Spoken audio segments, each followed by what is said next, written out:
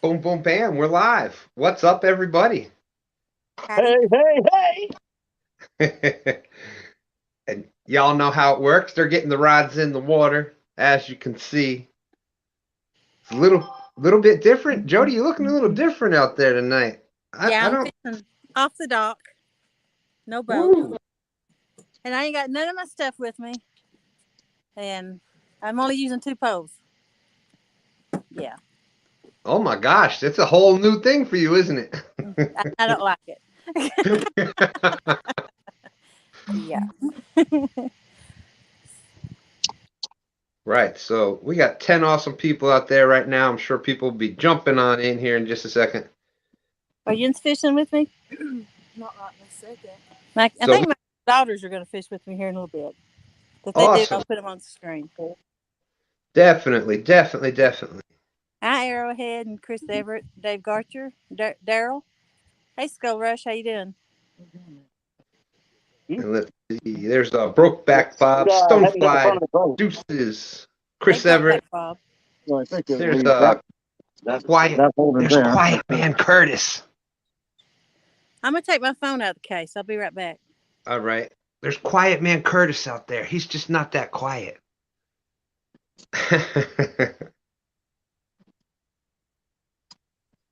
Let's see. There's Cody from 3+1. Joy is out there. How you doing, Joy? Steve Ransom, how's it going, my friend? Bugman's out there getting some nectar of the gods, some Mountain Dew. Let's see. Oh, that went back. There we go. It looks like it's kind of just hanging out up there. So, good side with you. That's doing a little better. Catfish Terry, good to see you, my friend. Skull Rush is out there. Arrowhead. Yeah. Hey, Terry. Gosh darn it. There's that. Hello, Daryl. What's up, Daryl? Good to see you. I'll say a blanket hello to everyone. He's driving. All right, all right. So there's Mrs. Viking out there. Hello, hello. 34 awesome people watching. Thank you very much. Oh, man, Travis Young is out there. How you doing, Travis? Are you using this one? So we are supposed to have some more people coming, but Get it on back the other way. So they are not here yet. See, it just turned itself down again, but who cares? There's my bro, Brian B. out there. How's it going, Brian?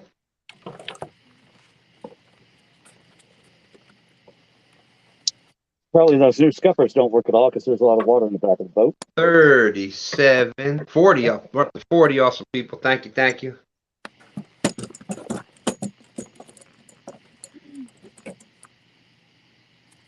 Mrs. Viking saying, I see Jody is not on a boat tonight. Nope. I know.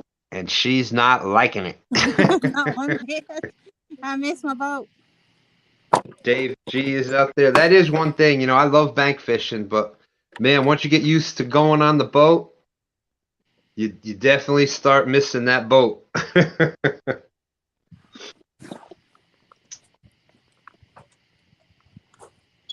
Okay.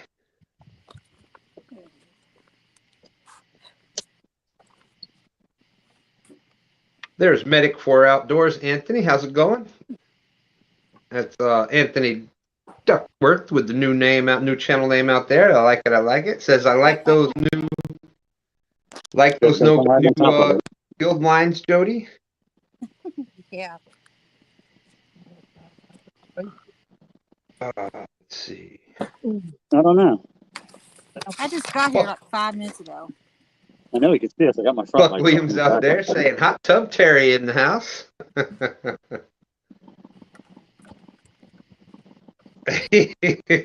There's my good friend Real and Virtual Outdoors. Daryl said that he was the interim mayor last week. He gladly gives it back.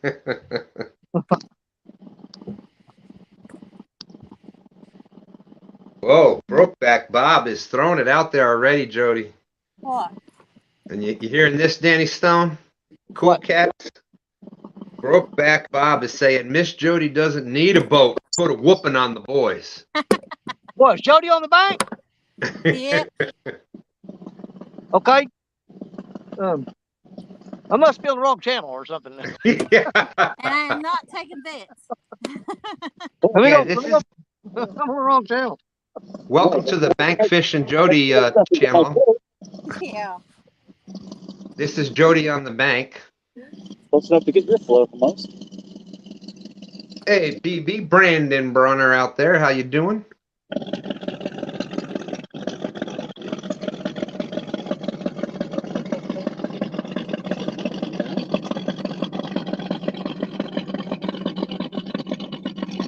What the world is that? I Like an don't old know. steamboat.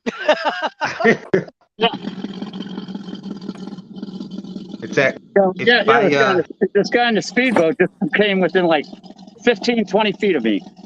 I thought it sounded like one of those what do you call it? Those pitter pumps where it goes pump pump pump pump pump pump. Yeah, pump. exactly. Some The pitter, speedboat, the but you water got the whole lake. You got to come right here. What? No. Brian B is saying Danny must have started his boat up. Yeah. Troy, real and virtual outdoors. That's a good question. Once Jody gets all set up, we'll go ahead and ask her. David Smith wants to know who's got the Harley on the water. Yeah.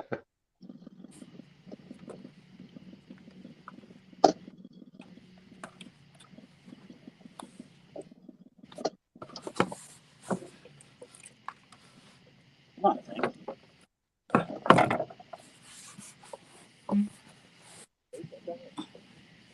Brokeback Bob said it sounded more like Mr. Parker after eating a few hot dogs. What? What'd you hear? That there was a motorboat that went by Cool Cats over there. Yeah. Hey, Terry. Somebody, I think it was Troy, real and virtual outdoors, I think, was asking, why is Jody fishing from the bank? I'm traveled to my daughter for her birthday, and she rented a camper and a campground. So we're spending the night here. There you go. That's a good answer as any. What lake am I on? Gunnersville? Yeah, Lake Gunnersville.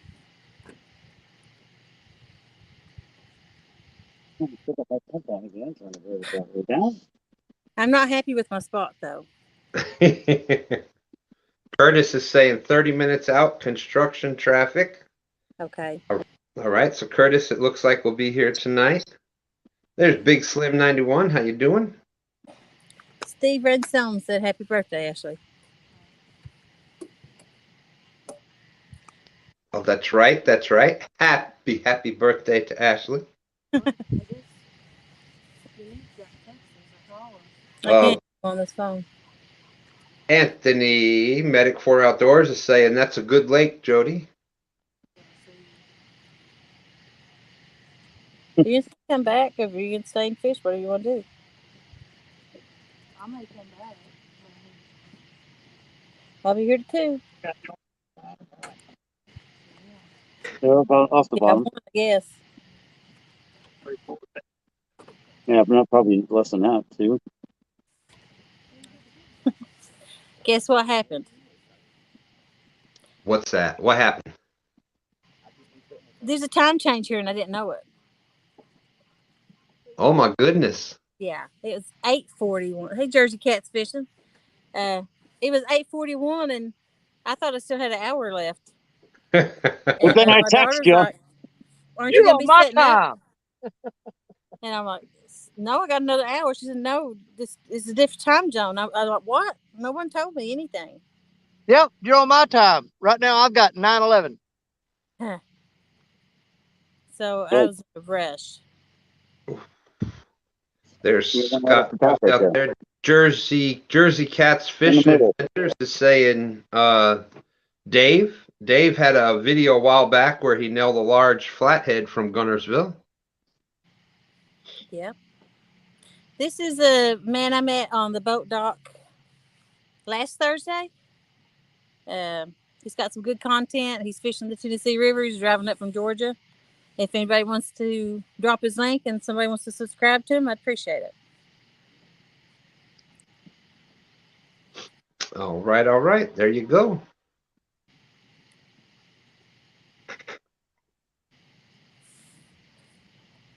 Lance looks like he's got some bait. Hey, guess what? What's that? I've only got 2 poles to fish, so I got all this time to talk now. I know. You said that you'd have more time tonight, but Yeah. and there it is. Boom, boom, bam. Tom Kelly Outdoors with the $9.99. That's right, Brokeback Bob. Please remember to hit that like button.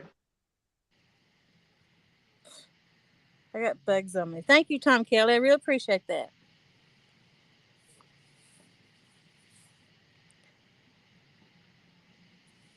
$3B Fishing, how are you? There's Old Mechanic out there. Good to see you. Howdy. But what I was talking about was, guess who caught bait today? Fresh bluegill and the shad. With the cast net. I don't know if that's legal in Alabama. Oh. But Last week he's coming back. I asked Fonz to show me how to. I couldn't get my cast net to open. They kept wanting a taco, you know. And he showed me what I was doing wrong, and now I can throw it perfect. There you go. It's usually just one little thing. It was. You weren't dividing it up enough? Well, everybody says go a third, get a third of it. I thought it was meant get a third down, not a third of the side. And that's what was my problem was. Very backbone. Morgan. G-style fishing. Brian B. You're not on the bottom, Danny, Brian B wants to make sure that you've got your walker out there with you. Make sure you're safe tonight. Yep, I do. I'm actually, just because of the trouble I've been having. I don't know. I am all the way from the city of New Madrid, and I've already notified a couple buddies of mine that work for the fire department, the police department over there. If I have any trouble at all, guys, I got friends right over the other side of that levee right now that'll come and get me with a stretcher. Yeah. Awesome.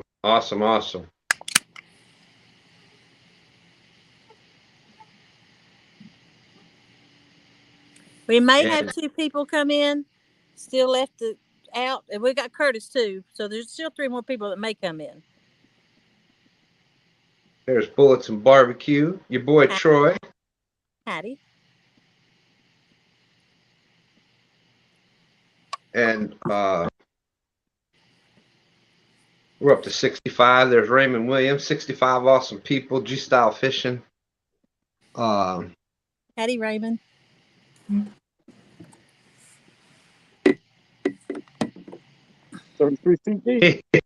Ed Evans is saying Jody's just getting a little taste of what Denny Stone goes through every Thursday with the bugs. Right. Yeah. I even use bug spray. Brian B. Catfishing saying I can't have my very first ever Brian B. Catfishing. Brian B. Dinkins member hurt out there. Oh no, I'm taking extra precautions tonight, Brian. I'm good, brother. And Brian B. Bro, appreciate you sending the thumbnail for me for tomorrow night. For those that haven't heard out there yet, it's been a pretty sad week here in the catfishing community. Epic Catfish lost his oldest son in a car accident earlier this week. So definitely keep Tim Scott. Definitely keep Tim in your prayers. So tomorrow night, 8 p.m., instead of doing our normal 2-stand show on Friday night at 8, we are having epic Friday night fishing. We're going to be out there with some donkey baits.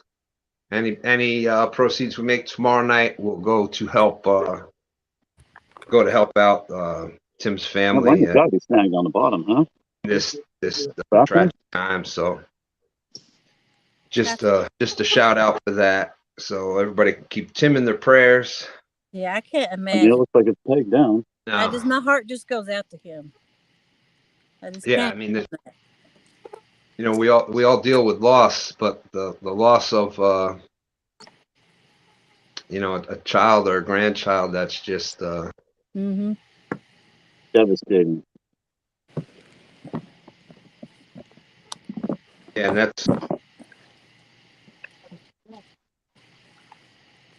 that's a good idea. Lance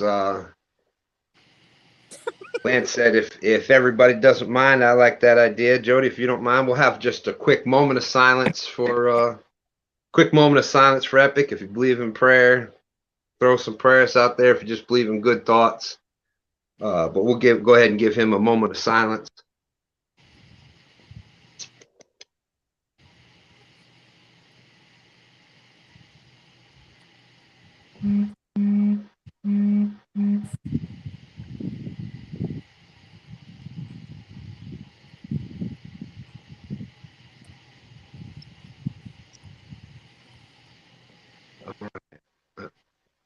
Amen. Thank you for that. And speaking with Epic this morning, he wanted me to let everybody know that all the prayers and well wishes, really appreciates everything. Really does mean a lot to him. So thank you. And he's just you know,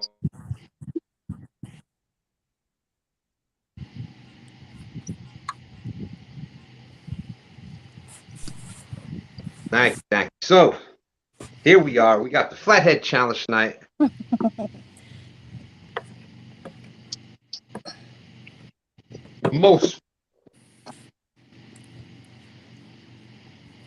Oh my goodness. Brokeback Bob said that Mr. Parker just messaged him and let him know that he's trying to fix his wheel on his wagon. It fell off. Oh.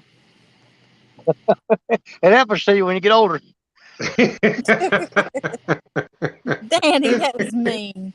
Hey, I've got a couple wheels off my wagon. I can say what I want to. Hey man, when you've already lost your wheels yourself, you can say what you want to say, right? Yep. When you got wheels laying on the road back there, you can say whatever you want. Man, I can relate to that. I can definitely relate. Rotten thing. Always. As we can see, Danny is still under the influence of medication right now. No, that's pretty much normal there. Yeah, I'd say. Oh, thank you, Steve. Thank you. Hey, Duggar, how you doing out there? Great to see you. Hey, Mr. Duggar. Just remember, if you're not one of Mr. Duggar's loyal members there, when the aliens take over, you're in trouble. I'm just saying. There's one pole.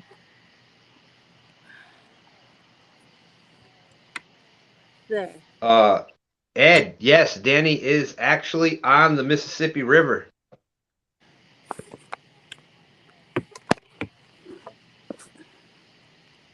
Mid-Tennessee hog catcher, how are you? Thank you, Frank. Can you hear me better tonight? I took my phone out of the case. I hear you loud and clear. Woohoo! Captain Morgan says, I got the wheels, I just not no motor.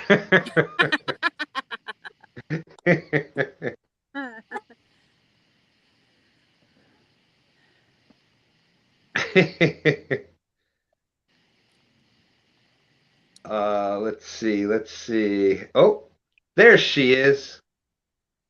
There's Dana Parker. Hello, Dana. How are you? Hi. She says, I'm heading to get Johnny now. The wheel done fell off his wagon again.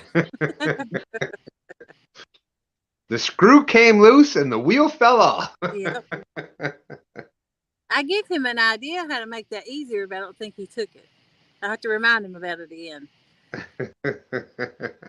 To make it more like a wheelbarrow. Pick it up on one end and push it. Oh, there you go. That might actually help. Yeah, because like I have a chicken coop that's like that. I can move it around my yard. Hey, Max Channel 217. Oh, you got a chicken tractor? Steve knows it. Yes, sir. See, a lot of people don't know what a chicken tractor is.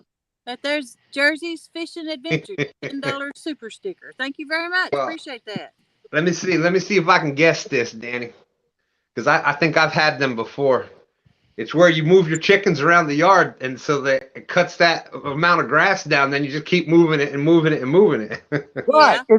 It's like a coop that's got wheels on it that you can relocate the chickens, and they just they either walk with it or get run over. You know what I'm saying? But it keeps them from killing the grass out. You always got fresh grass for them. There we go. Jersey Cat says, I got $10 on Jody taking this one tonight. From the bank with 2 rods.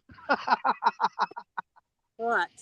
I'm fixing to rig me up some more. I just hope I don't lose them. Hey, Fracture Fix, Mike Sampson, Chucky Morgan, Flatman Curtis. There's fish around me. I got 6 rods out, but this current I'm fishing in so fast they're twisted up into 3. I'll have to cut back on rods here in a little while because these are they're getting swept into each other. Stonefly said chicken tractors for people who can't have the real tractor. Wow. Thanks, Stonefly. I do have a tractor. Thank you very much. So nana boo boo. Mr. Duggar Fishing, thank you. Oh, thank you very much. I appreciate that, Fracture Fix. They'll bet the $19.99 on Jody. Hey, I've even got live bluegill, and I caught a shad. I'm fixing to cut that shad up and put out. So I got me some ammo. I'm gonna try my best. There's Mike's channel out there. How you doing, Mike's? Howdy. So far, hey Jacob, how's it going? Well, I'm back tonight. I made it back tonight. You get me some bait out. Curtis is saying, whoa, New Jersey, no love for the East Coast.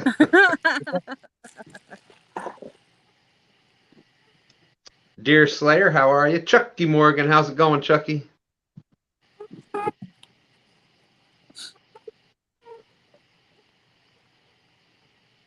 There's Duggar dropping the links. Appreciate it. But who's that name? That's a new name for me. Hello, welcome, Finn. Dark Wizard 7690. No, I think I've seen that before. No, I've seen a dragon one time. Hey, welcome speaking of dragons. Yeah. What? Speaking of dragons, aren't you using your demon dragons tonight? There you go. I'm fixing to rig something up right now. Yeah, those are a lot of fun from the bank if you got current. I don't got current. I got grass on the bottom of the full of grass. Thank you, Danican Aquatics. I really appreciate that. And there's the code from Buck. That's right. Demon Dragons at demondragons.com. Use Pontoon20 for 20% off. There's wait, just started jumping everywhere there. 217 Rebels out there. How you doing? Howdy. Hey, John. Bolus Barbecue. There he is. John Euler Outdoorsman out there throwing up the eyes. I'm going to go get me another pole.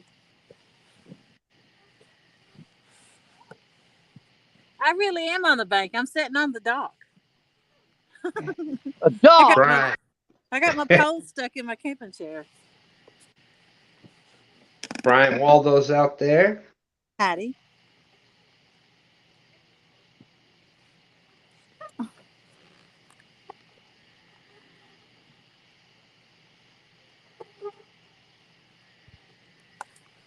So yes, we had a bunch of new people come in. We're up to 78 awesome people out there watching. Welcome in. Oh, fish. There's some more competition coming, Jacob. There's some more competition coming. The professional catfish angler is supposed to be out here tonight.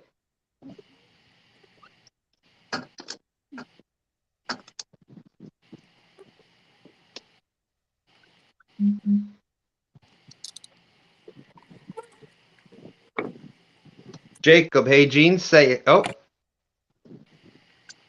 looks like we have a fish on for Danny. Woo-hoo.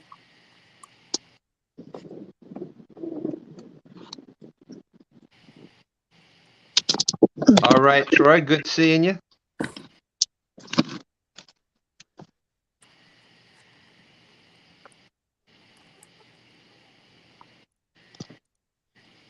Brian B said he's got a head for Snorville. So again, Brian B, thank you very much for the thumbnail. You'll see Brian B has myself. Freddie's supposed to be out there fishing. We'll all be out there fishing tomorrow night. Mark from Catfishing Crappie.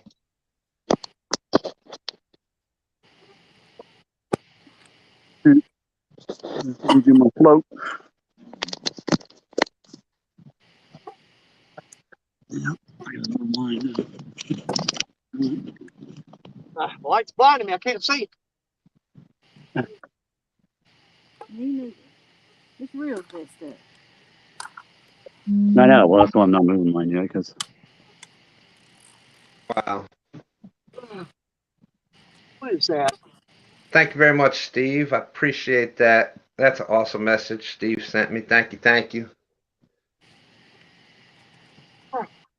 Come here, Mr. Fatty. Fat. that doesn't look like a turtle or a frog.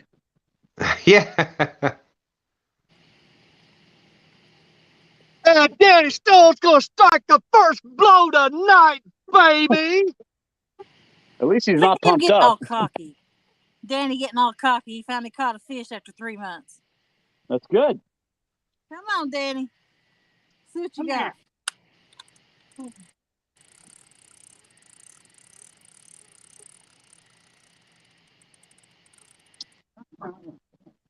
me that hook back. Oh, my finger. Come on, man. Don't bite me. Please don't bite me.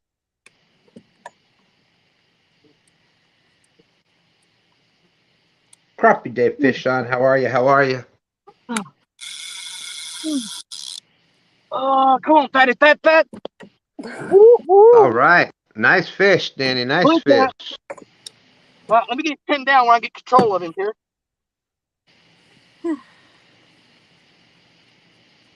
I didn't get to see it yet. Oh. Hey, Dale. Hey, Slip. Nat Morgan. All right, don't bite me. Don't bite me. Danny Ken, as far as I know, there is no other bets tonight. Mr. Duggar is saying 10 pounds. All right, come on, honey. Hey, Scott Swift. Hey, Johnny Small Pepper.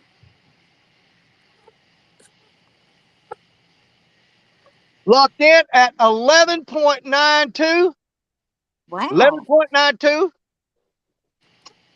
We had guesses of 8s. We had 13s from Sunfish Assassin. I was going to go with the 12.22. Well, we're back on the Mississippi River, y'all. That's where it counts. Raised Arkansas said 12. Jimmy Graham 11. Fracture Fix was 12.5. Now, Johnny Small Pepper, I think 217 is just a little high of a guess. No, he was only saying hello to 217 Rebel. I was only kidding. Man, it feels good to be the first one on the board for once. I'm happy for you. Oh. Uh-oh. Hang on, y'all. Hang on. I got another fish on. Yeah, we're not having that problem again. God darn it. Oops. They didn't He's on again. Well, while he's getting that, Jody, I'm going to go run and grab my notebook. Okay, thank you.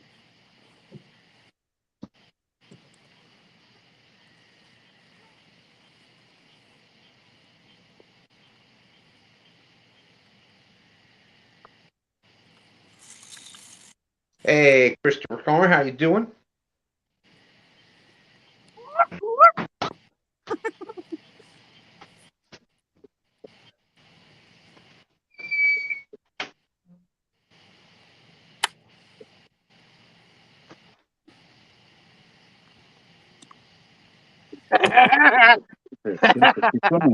Jody.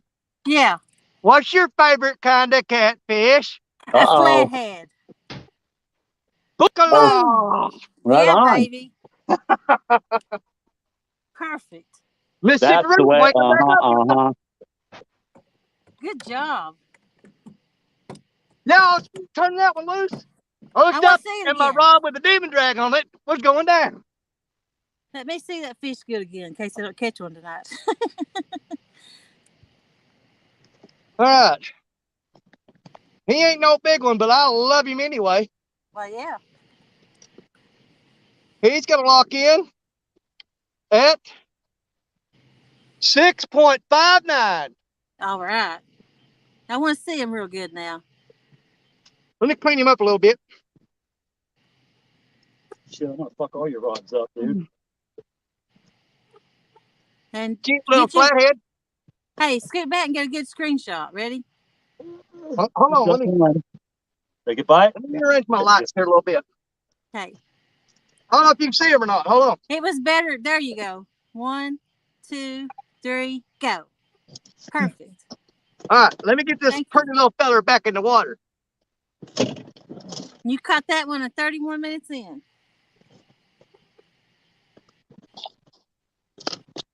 You caught 2 fish in 30 minutes. Good job. Oh, I'm just getting warmed up. Yeah, baby. Hey, big man, Brian B.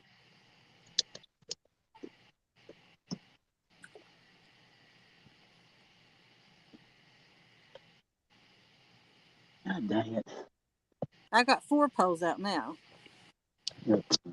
Hey, Anthony. Big man, John Orders in Indiana tonight. Bullets barbecue.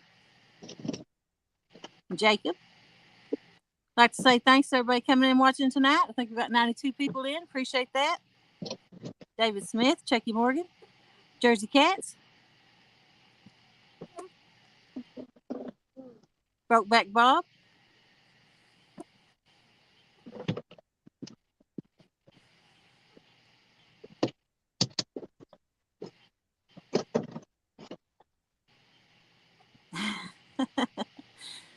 yeah, Stan's got my picture up, don't he? Let's see, I'm having a little trouble seeing Jut Jen, I think. There might be Jen. I've seen it around, but I can't say it. Can't see it good enough to say it. Hey, CBA. Hey, Stan, hey, out of curiosity, what how many points I got when she gets done naming people? I think he went to go get some paper. But that flathead was what? 7 times 2 is 14. And then you had a 13, so that's what, 27? Around it? I think if you rod back out, I can't catch fish with a man on the bank. Yeah. There's Michelle. How you doing?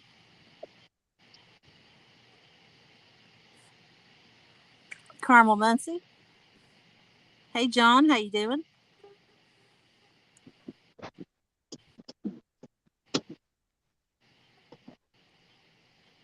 There's Quiet Man Curtis and 217 again. There's Joy. Buck Williams. He's my partner in crime.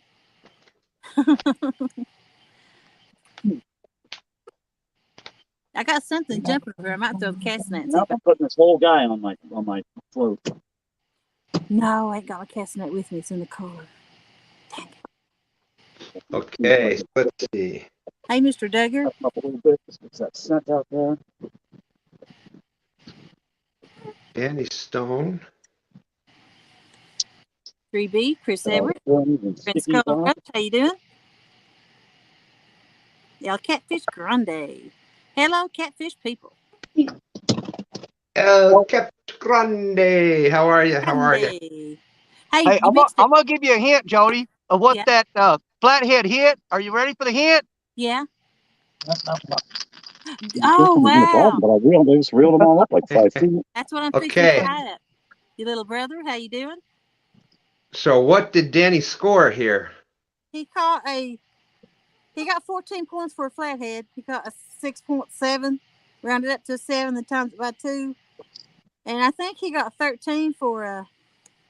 Oh, that's right. It was 12 point something, so that would be 13. Yeah. So Danny Stone taking the early lead with 27 points. For everybody out there that wondering what that's all about, there you go. Yep. The way that the Flathead Challenge works, blue cats and channels are worth 1 point per pound. We round up to the next pound. And then flatheads are worth 2 points a pound. Same thing. If it's a 4.5, round that up to a 5 pound fish, and then multiply it by 2. So yeah.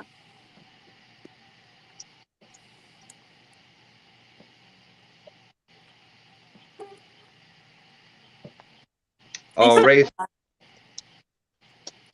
Raced Outdoor Arkansas was saying it was 11.9. Okay, so it's a 12 instead of 13. Oh, what did he have? Grippers or something that we had to take off for? No, I ain't been taking off the grippers.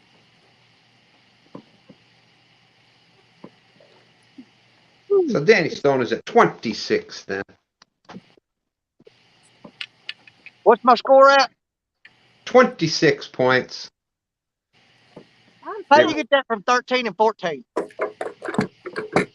That's what somebody said it was 11.9. So it was 12.2, right? I don't know. You have to go back and look. I ain't been taking off the grippers. They're right. I'll take the 12 and 14 and not cry about it. I'll take the 26. It'll be okay. Because I'm going to add to it here in just a minute. Just let me get a drink of water and rest for a minute. And I'll when I get ready, I'll pull in another one, all right? Like I said, I wasn't here. I just ran out to get my notebook.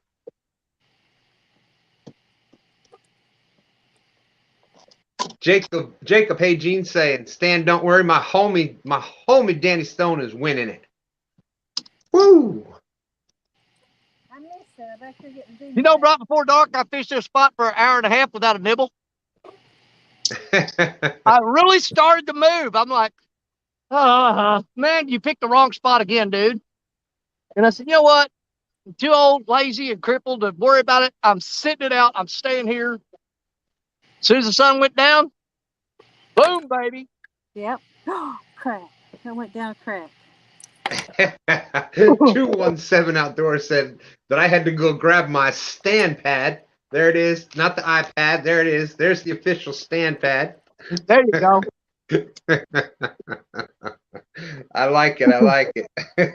Watch out, Boy, if anything eats that, you know it's going to be big. What you got, girl? What you got? I'm getting my demon dragons out with my double rig, so watch out. Oh, I thought you had fish. I got demon dragons. I don't need them. That's what you caught your flathead on. Yep. Jacob is saying that congratulations, Jacob's dad, on his retirement. He just retired today. Good job. Okay, here we go. Catfishing Curtis is in. Yeah, he don't come in and flathead me to death, little punk.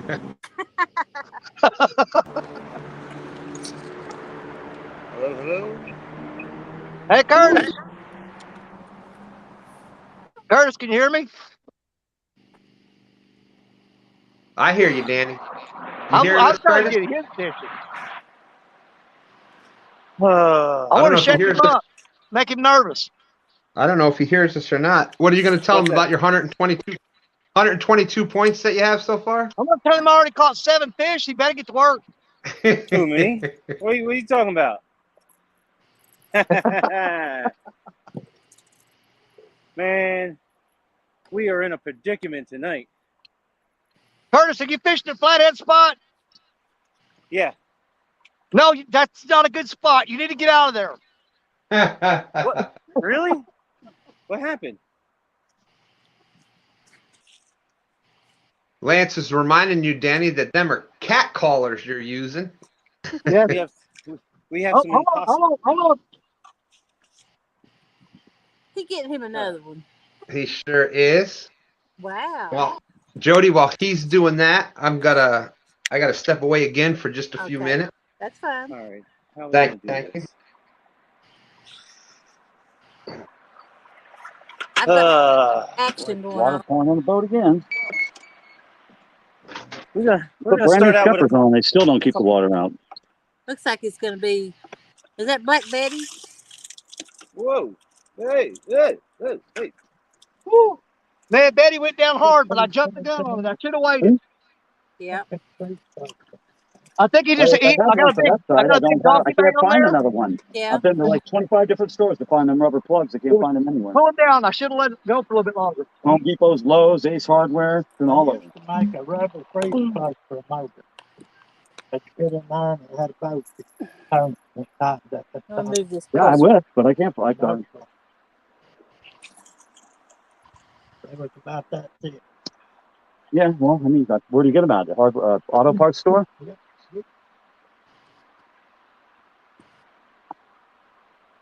Though I actually have some cat collars that are supposed to be on the way. I don't have any cat collars yet. Mm-hmm. Now, I'm going to break everybody's heart right now because what I've actually got on there is some spooks that have Uncle Lou written on the bottom of them. Yeah, that's okay. Uncle Lou's did some good products. Well, mine are Uncle Lou spooks right now. I'm still waiting on Josh to send me my stuff from the Wildcat rigs. Yeah. But I am using Wildcat hooks, so.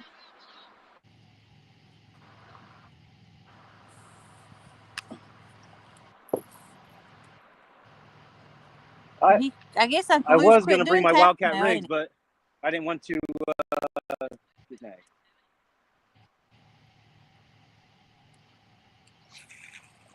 Well, see, the spot I'm fishing now, there's not the normal rocky spot that I fished. This is all mud bottom. It's all mud flat. So I can throw those rigs out here and not have to worry about losing them at all.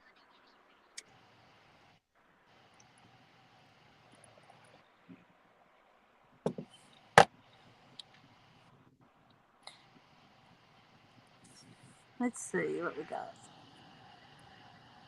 Johnny Snowpepper.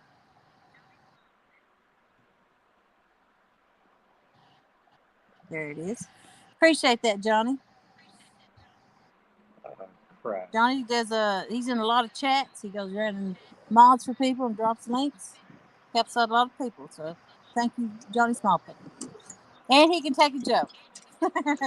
He knows what I'm talking about.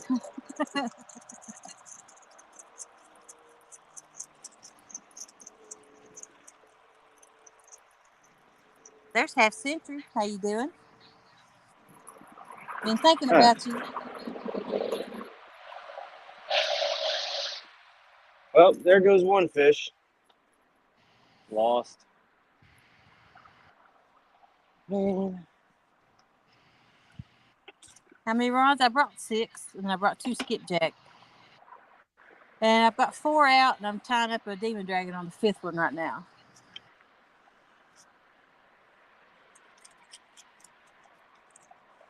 Steve Ransom.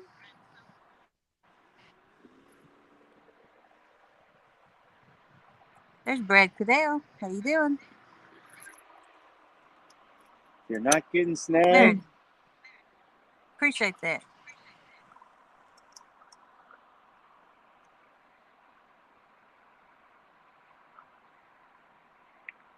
Mr. John Oler. Oh, snap. Something made my line move. I think I may have a fish. Oh, What my happened? gosh, Jody. Did she get a rod pulled in?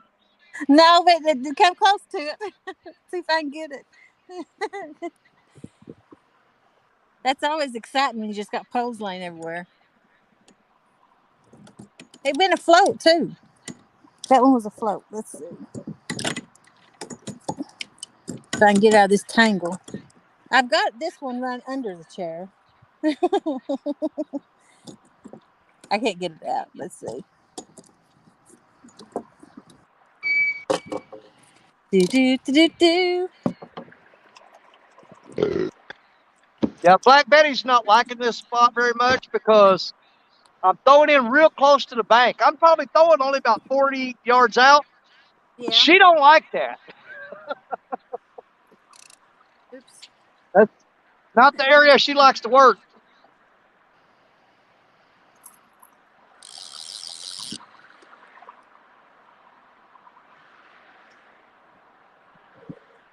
Let's see. I got a headlight. Over there. I'm not used to not having light everywhere, you know. I had a hit, but I don't think it took. Yep. Hey, when I was releasing that first fish, I threw him back in the water and turned around and looked, and the other rod was bent over. That's the one that had the flathead on it. So those fish came within minutes of each other. Wait, you caught a flathead, Danny? I got a flathead and a blue, baby. How? Whoa! What's your pounds? More than you're gonna get. 72. Danny's at 72 right now. 72. I don't believe All right, it. now tell him the truth. I did catch a flathead, but it wasn't that big. 112 is what he's at. Curtis, I'm at 26 points right now, buddy. 26. So I need a 13-pound flathead. Yes, sir. Right. You can do it. Yep. Coming up. Trophy Seeker saying he's driving down the road, just saying hello. There's my good friend Brad Caudle from Tidal Weights. The best weights at the best prices. Check out Tidal Weights. Look up Brad Caudle on Facebook. Get a hold of him there. Where's my drink? Johnny Small Peppers out there. How's it going?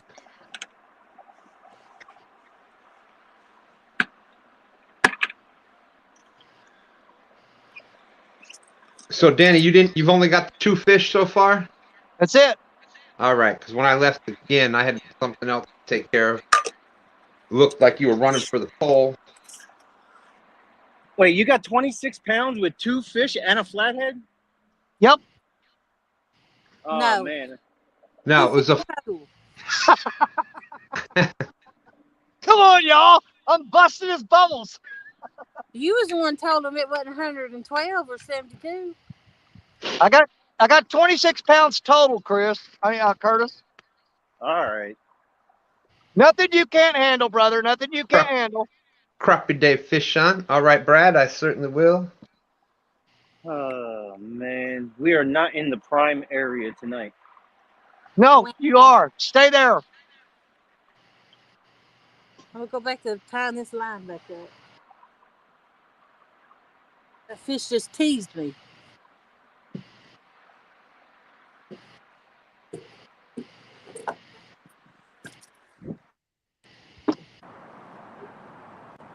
Oh, it feels good to catch some fish for y'all finally. It's been so long.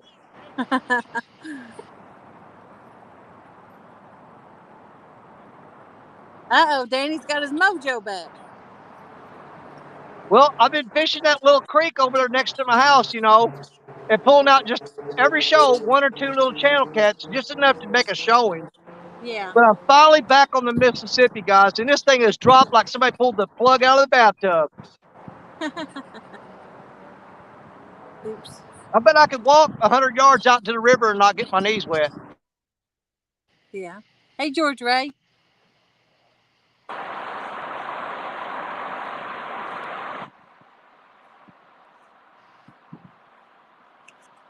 Let's see. I need a sinker.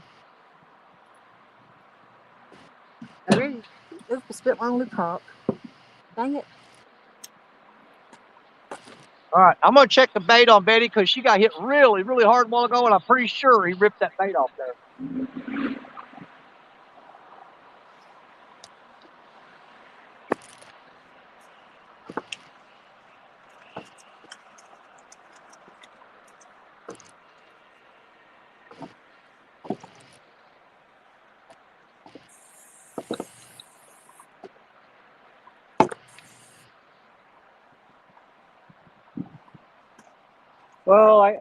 Well, good thing I got one of my bucket list fish off the checked off today or yesterday.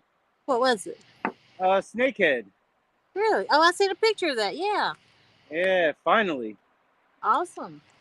It's the first time I ever targeted it. because I mean, I saw it in really clear water, and I'm like, I'm gonna catch that little sucker. Sure enough, that thing got inhaled it.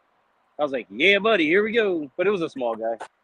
There's a bigger one in that same place that I was fishing. Yeah. Hey, at least you caught one. I've never caught one. Well, I've never caught a sturgeon. Yeah. I don't know if I ever will.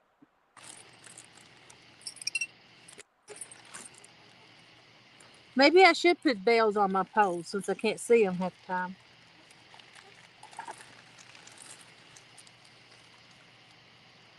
I just don't like to hear them ringing. That's the dinner bell. Mm-hmm. Hey, Grace family.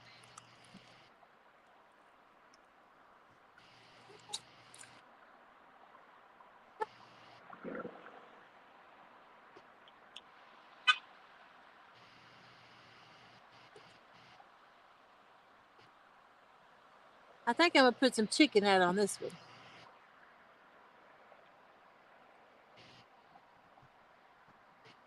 Well, that explains why Betty didn't hook up on that big, huge takedown a while ago. I got a big donkey headpiece in there, and the hook turned back into the bait. Yep. Yep.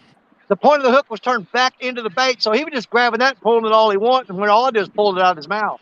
Uh-huh.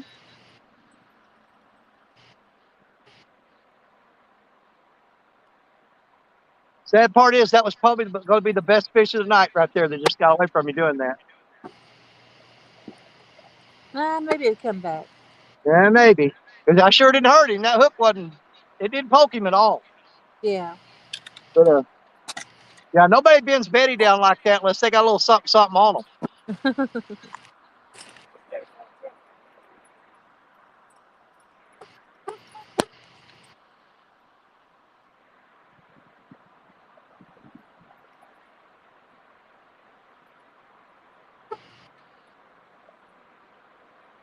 Man, look at the little shads all around the front of the dock. Maybe I need to just drop a line right down in the middle of them. Ooh, there's a big one. Yeah, I gotta get my cast net. Maybe I can stock some shad up for the freezer.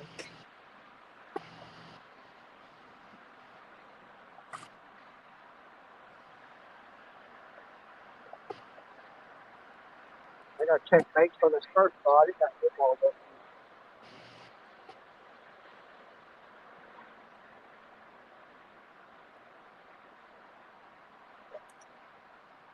And I had some worms in the car I was gonna drop down and forgot. Dang it. I forgot everything today. You know, it's hard getting prepared for the bank.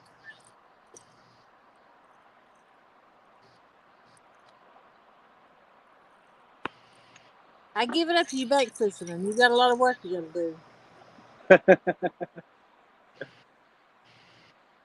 See, I keep a lot of it on my boat. I don't have to pack it.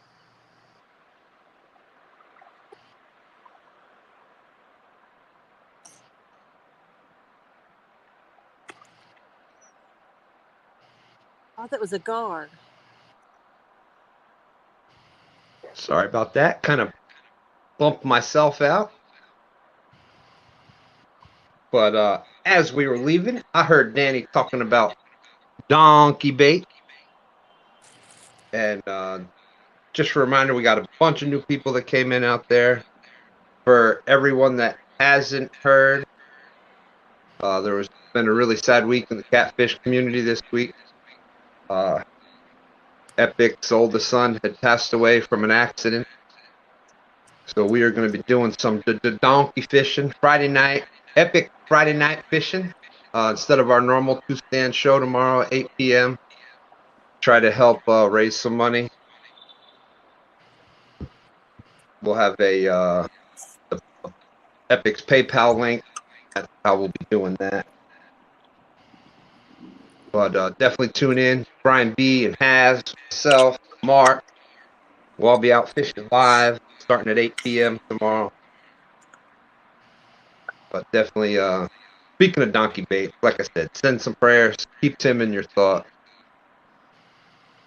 But anyways, now back to the Flathead Challenge. I see Mr. Tim Molina.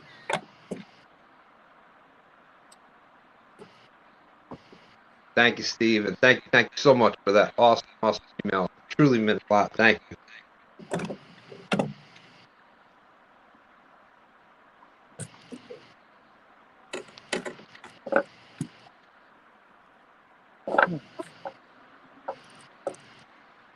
Yeah, I definitely got to work on getting some better lights. These suck.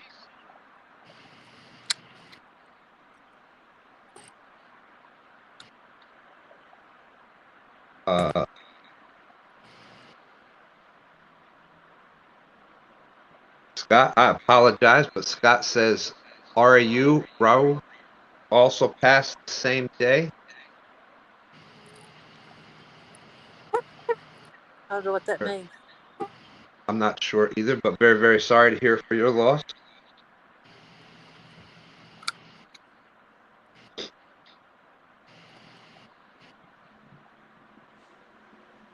Steve, they're gonna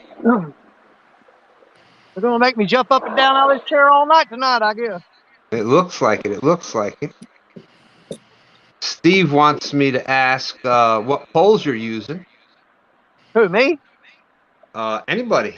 I think Jody. I'm using the Muddy River rods. There you go. The Blue Cat. Muddy River rods, Blue Cat edition. All right. Somebody must have. Thank you, Trophy Seekers. There must be somebody got YouTube playing in the background. When did it start? Just a little bit ago. Let me see. Let me see. Hello, hello. Hello, hello. And Curtis is last one's in. Yeah, Curtis. Nah, no YouTube here. All right. Well, the echo is coming from you for some reason. From me? From you. Because I'll mute it like that, and there's no echo. If I unmute it, then that's when we were hearing the echo. There we go. Right, hold on. There's no echo now that I hear. If anybody else starts hearing it again, just send another message to me. Jesus. But it's loud and clear now. Yeah, I think Curtis was running 2 cameras so he could count his fish twice. Someone's messing with mine, huh? That's right. He hold it in front of one camera. I got this one. Move over in front of the camera. And this one here. Double up. Double up. Absolutely. If you can't double up on fish, double up on cameras.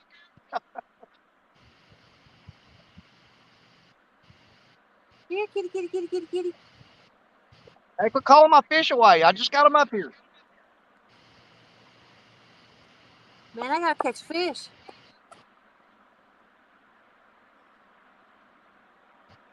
Last thing I caught was that old striper. Fracture fix. Thank you very much. Thank you. Thank you.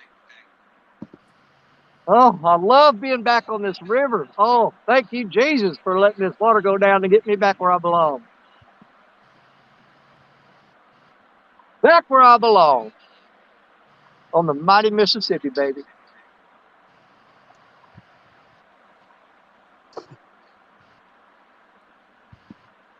God, my wife, and the Mississippi River. The 3 things I love the most. I think we're going to get chased away. What's going to chase you away?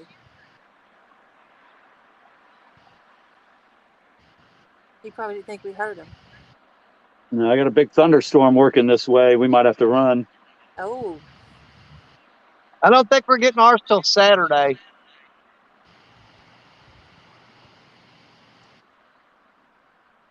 It's beautiful out here.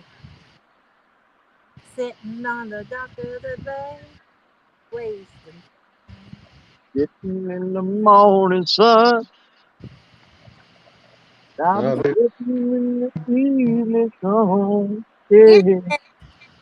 Oh yeah, baby. That's my 2,000 miles from home. Just to make this dock my home, yeah. Sitting on the dock of the bay, watching the tide roll away. Sitting on the dock of the bay, Come on. Wasting time. Don't get me started. I love that song too. Man, we made a left turn somewhere, didn't we?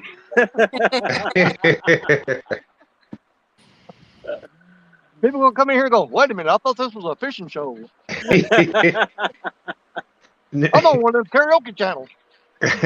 Actually, it's the one of those shows that didn't make it on America's Got Talent. Yeah. Lance McCoo guy's saying, "Oh boy, we got the singing fisherman." Absolutely. There is a channel. I caught 2 fish right off the bat. I started bragging on the river and saying how much I love it, and now she's gonna poop on me the rest of the night. You ain't typical woman. The Mississippi River is a woman. Fonz Fracture Fix one had a question out there. He says, "You know why they sang that song?" Yeah, why is that? So y'all won't have to. Yeah, good. Thank goodness. Absolutely right. You must have heard me sing before. Yeah. I thought you did a pretty great job. I don't know. I'm starting to think it was a bad idea. I think we scared all the fish away. Yeah, they took that song away from me, so I'd stop.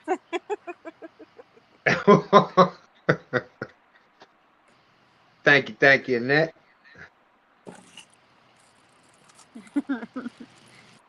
Brad Cottle saying it's not America's Got Talent. This is fishing without talent. Stupid car. G-style fishing is saying 2 stands with 2 mount shoes. Never too long, never too short. Always having too much fun. Thank you, G-style. Appreciate that. Why the float's got to do that? No, not yet, but they will be. There you go, George. Please hit the like button if you haven't already. Much appreciated. Thank you. That one was a lot closer. Joyce said that like sitting on the dock of the bay, the dogs is howling. Well, there was whistling. Hey, we did that acapella. You guys got to cut us a little bit of slack. Tim Molina is saying, I'm not liking till anyone catches a fish.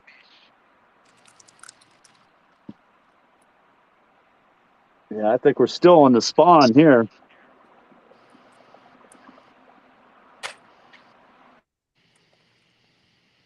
Okay, let me see. I was hearing. I think there's mine are starting to come off. There's all kinds of fish around me. I seen a big gar just then, another one. Yeah, that blue cat, the first cat I caught, the blue cat, man, that thing was beat all to pieces, man. Yep. That is the same thing we've been noticing around here, Danny, which is good news for everybody. Yep. That means those bigger blues are going to be coming out of spawn, and they're going to be hungry. Well, that never looked like somebody took a belt sander to his butt.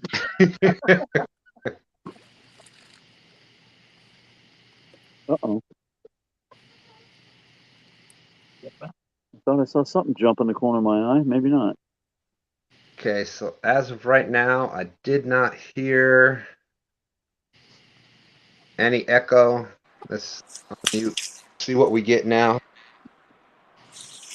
Yeah, Curtis, you're going to have to go out and come back in because that echo keeps coming back. You mean like leave and come back, or I don't? Yeah, just exit out and come back. Let me hear you sing a song for Curtis. Hit the road. Everyone's going to go together here. What's up with that? No more. Hit the road. Don't you come back no more. One more time. Probably messing with one of them, right? We would hope. David Smith is saying, well, they all have that dock to themselves by now, for sure. I know, there was some little kids out there, but I think I run them off.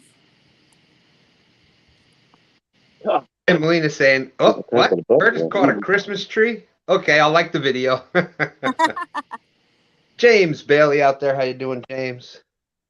There's Curtis coming back in. All right, Curtis. Oh, where'd he go? I tried to add him back in, and he gone. Thank you, George. I appreciate that. Come on.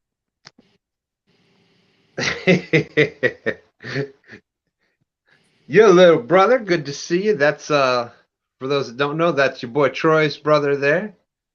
Great to see you again. A1 Fishing Family, how are you? How are you? TSO, Daryl saying, I guarantee nobody's gonna get the golden buzzer. I promise you that. 217 Rebel, how are you?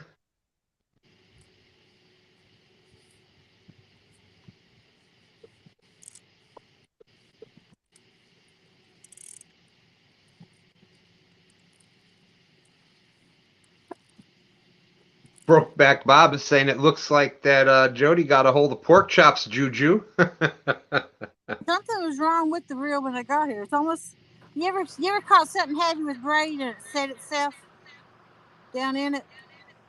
Yep. It's almost like that's what this mono's done. It ain't bird nest, it's just that tight. I jumped the gun on another one. Ah.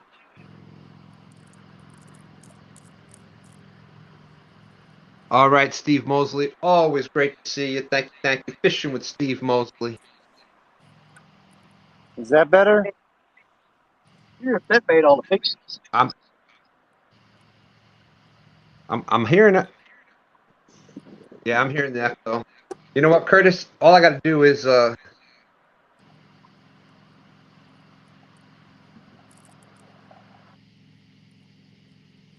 we go. I just muted you. All you got to do is I'll see when you get the fish. Just got to wave your hand.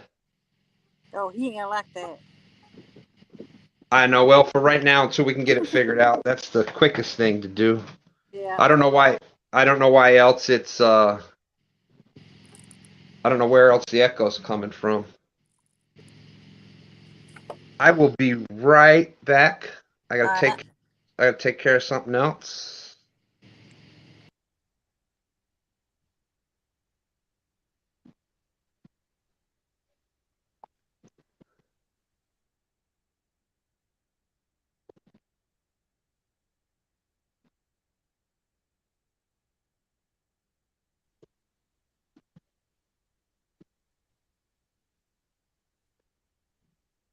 Well, happy birthday, Miss Ashley.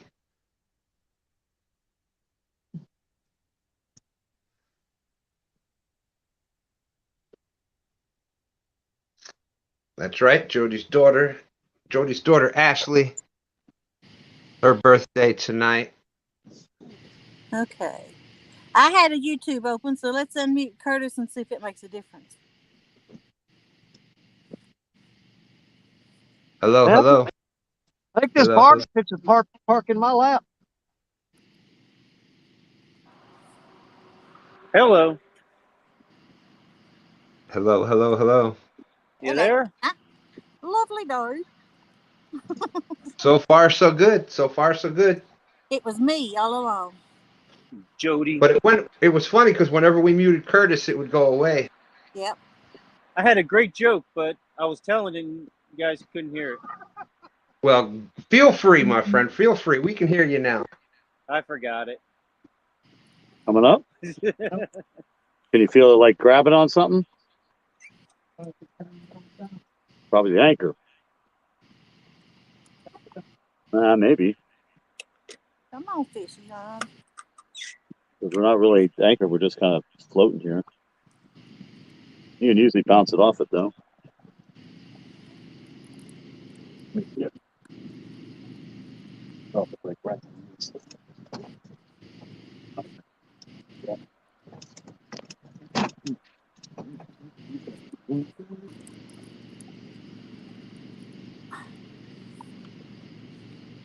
Yeah. Oh, I forgot to pet the rods. Jeez. Well, there's your problem. Yeah. Tim Molina's getting a kiss blow to him? Wow.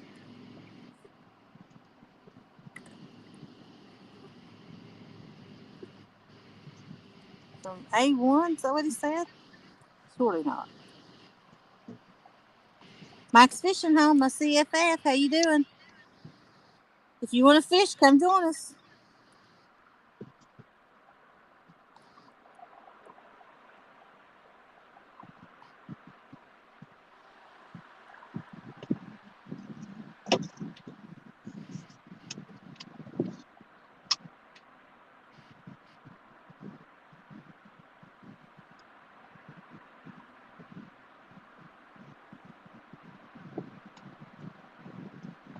Come on, fish.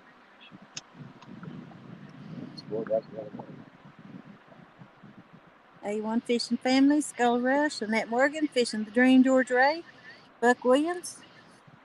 Appreciate you all being in.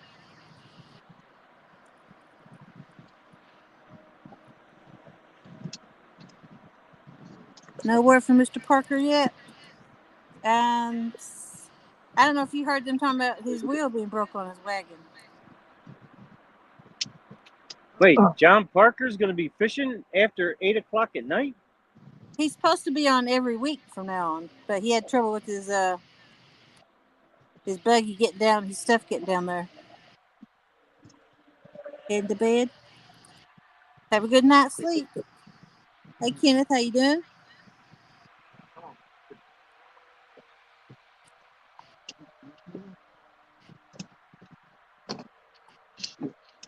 I'm going to end up going through this whole reel.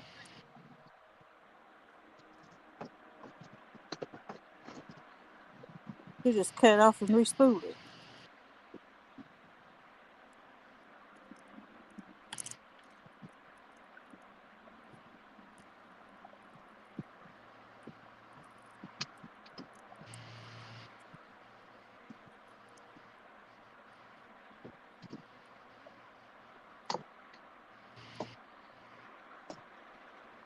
Well, there's the mosquitoes. Thank you for showing up, fellers. Okay, Brokeback Bob.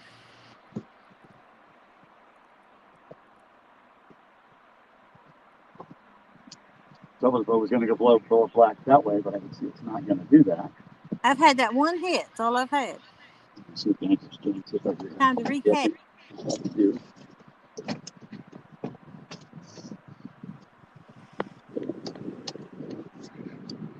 Where do you think I should leave them out? When I caught that great big PB about a month ago, it was on the 3rd. That line had that bait had been sitting there 3.5 hours. Just lay your hooks on the dock and see if they jump up there and grab it. Pull your line a little bit. Yeah.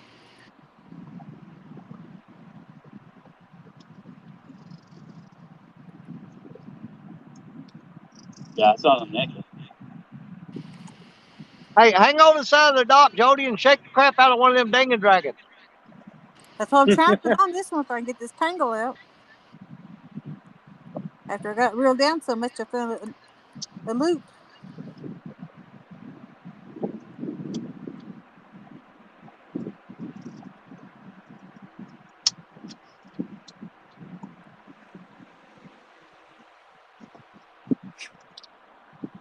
Well, thank you. I'll tell her. She probably sees it. She's probably up there watching. So happy birthday, Ashley.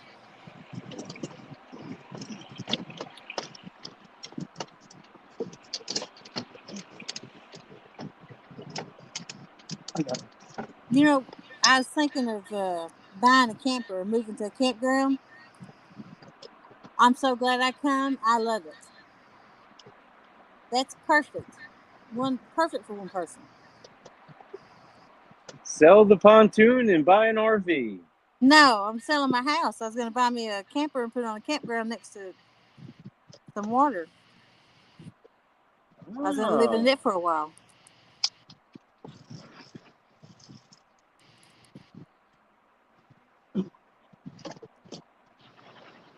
And I didn't know if I'd like it, but I do.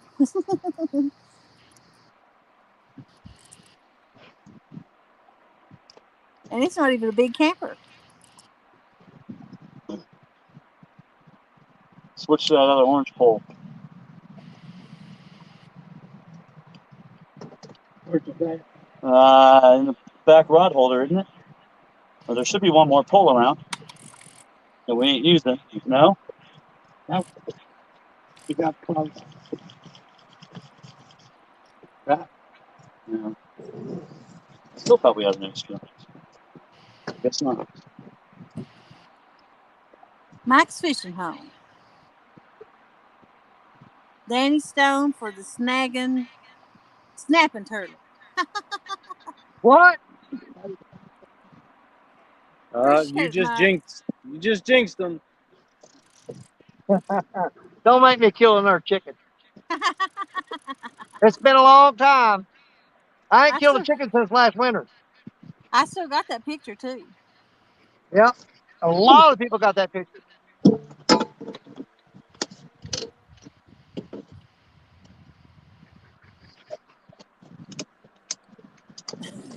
Tim and Lena. Oh, Lordy.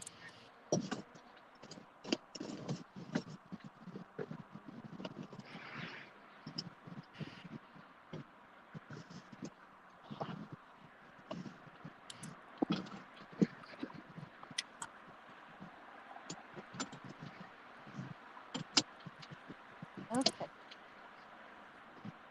Now take this hook off, put a demon dragon on, then throw it out.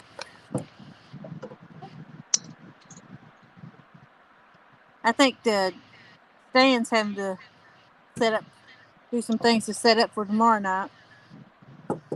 It's a slow night, so it's working out perfect. I got time to talk.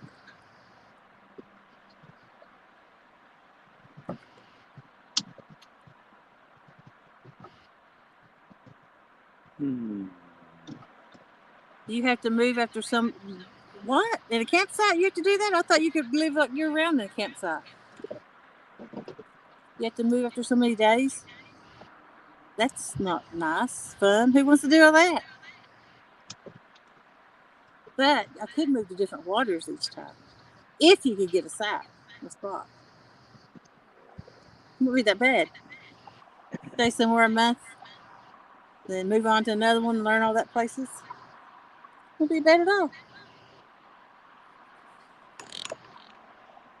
You will become a professional bank fisherman. Hey, Roger, how you doing? Yep. Scott Swift, Danny caught as usual.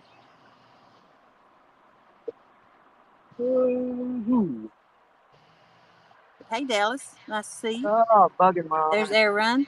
The only one caught anything's been Danny Stone. He caught a flathead and he caught a blue. I think the flathead was 7 and the other one maybe 11 or 12.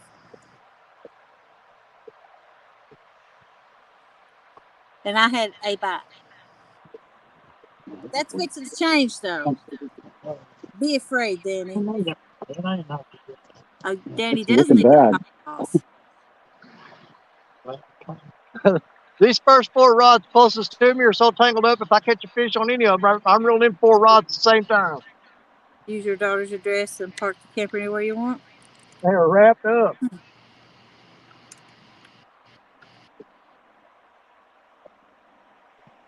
Is turtle gonna be 60? Hey, Jimmy, how you doing?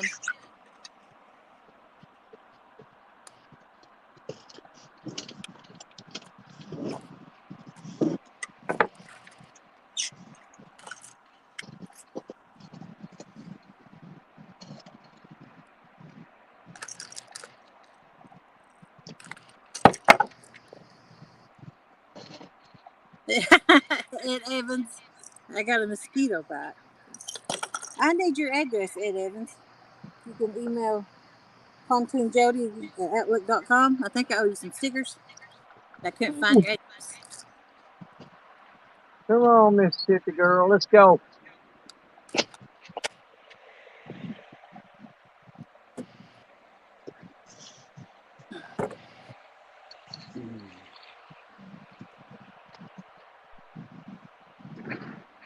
There's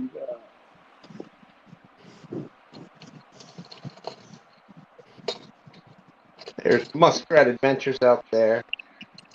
My buddy Roger. Roger Dodger.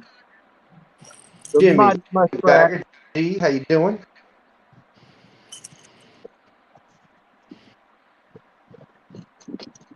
James Bailey is saying Danny needs his hot sauce with him. I need your address too. Oh my God! I forgot my hot sauce.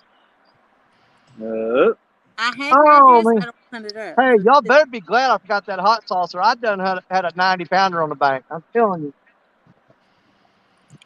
Air runs out there. That mistake right there just saved you.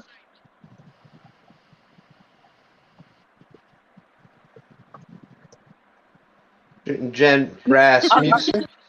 Hey, Steve. I'm really happy right now, but you know what? I have no delusions of grandeur. I know Curtis, and I know how he fishes. And my prediction is that Curtis is going to pull in anywhere from 2 to 3 flatheads and pass me up. That's my prediction. You guys remember I said it. Aaron, I had one took down too. I don't know. This might be a tough night here. Now, hey, listen, man. I believe in my friends just like I believe in myself. Mm-hmm.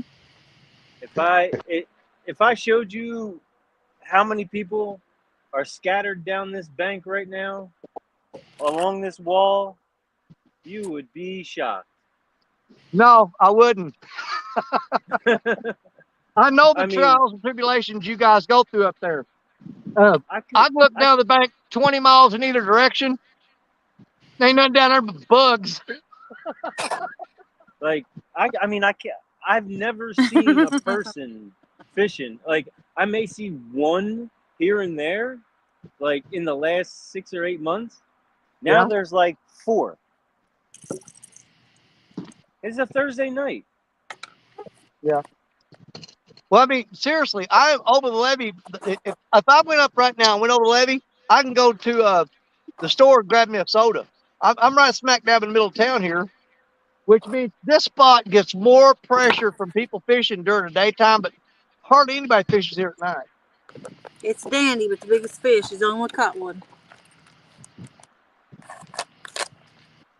I'm going to go over and talk to my boy Bill real quick. I'll be right back. Don't be going over and buying no fish, man. Hey, where's Rena fish at? I need to buy a fish. Yeah, I mean, like together. No. Yeah, they got guys lined up down that bank. They're like drug dealers. They open a trench coat and pull out a flathead and go, "Here, man, keep it down, dude." Hear that bullshit. What do you got? Appreciate that, Muskrat. It's almost like a fish has got to be messing with one of ours to pull them together like that. Man, I almost fell over.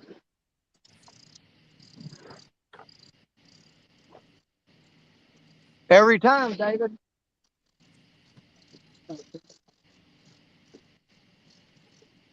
They whack me in the head and go, "How's your back feel now?" And I go, "Oh, no, my head hurts." I said, "Well, go on, you'll be all right."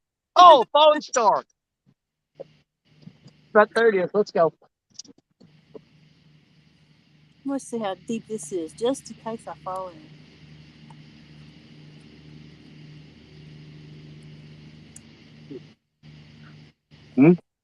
That's deep.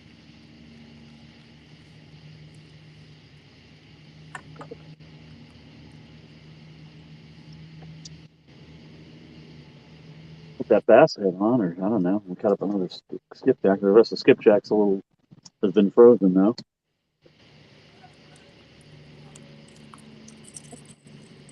Man, I went down there and washed my hands off in the water on the river a while ago. I've had cups of coffee that wasn't that hot.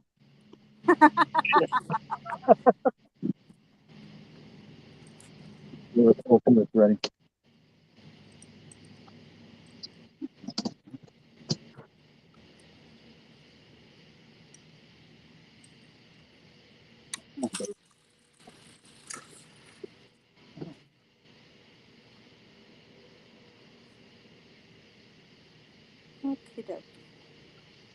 don't hardly know what to do with all these poles.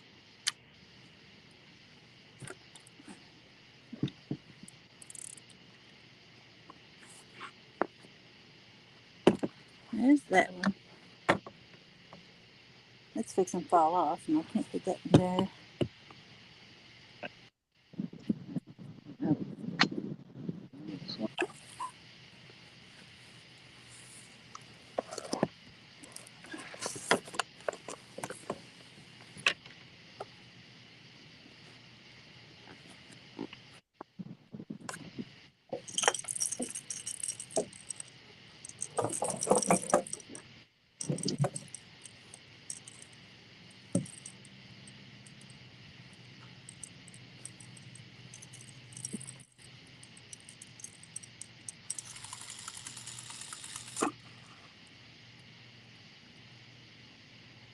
There's a gar. I'm going to smack it with my stick. I don't know why I don't want them guards around, but I might jump out and bite my toe. You say you got a fish on? No, I keep getting these guards all around me, right beside my feet and stuff. Well, get your feet out of the water. I'm sitting on the wood when I'm down there. Uh-huh.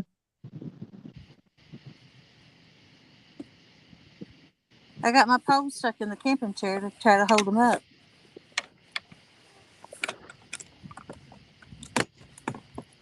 So if I get a big fish, I'm going to lose 6 poles, a camping chair, and a cell phone. Want me to cast that again?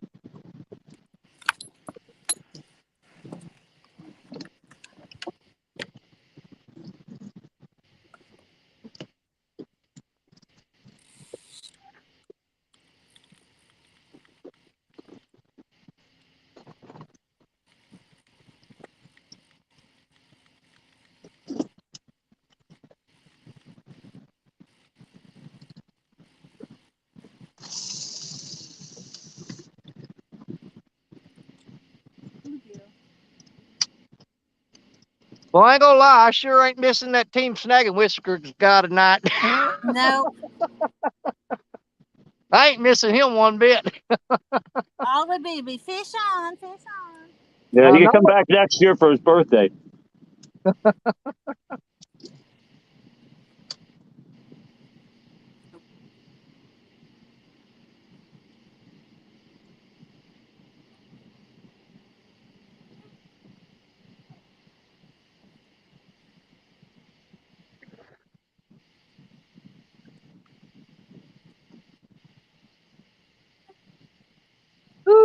We'll give it about 15 more minutes, and we're going to reel up and take these hot baits off and put some cool baits on.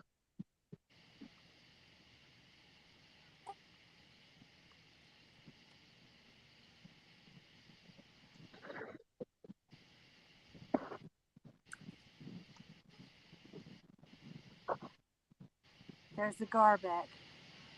I got this pole in my hand. I got a bluegill right at the very top of the water. Let's see if it hits it. It's coming up on it. Watch out now. He's going to get you.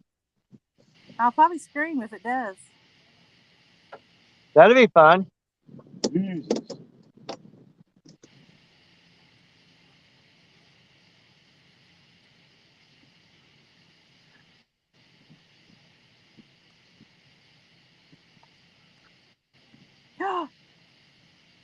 It's took it. my pole, my lines is twirling right now. You know, I came real close to not showing up tonight and going out catching frogs. Because frog season opened today.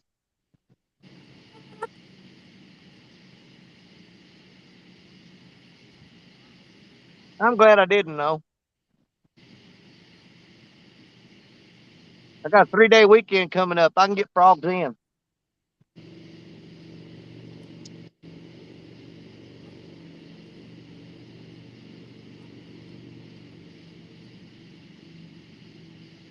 Try not over the side. Okay.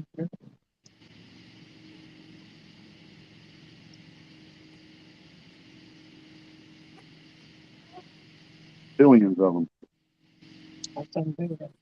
jumping out there.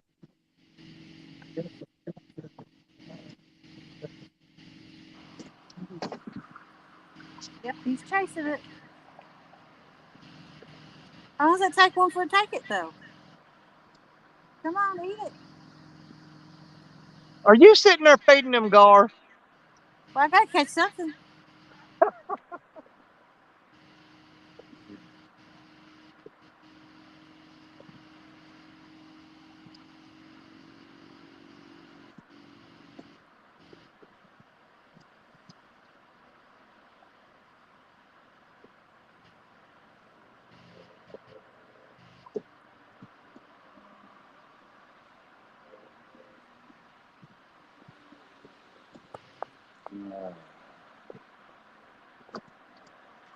All right, it's about time we catch a fish.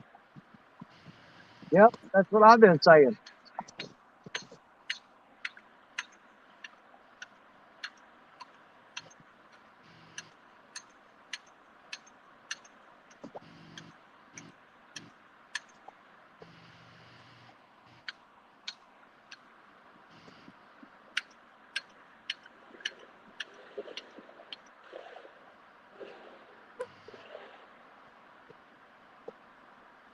Come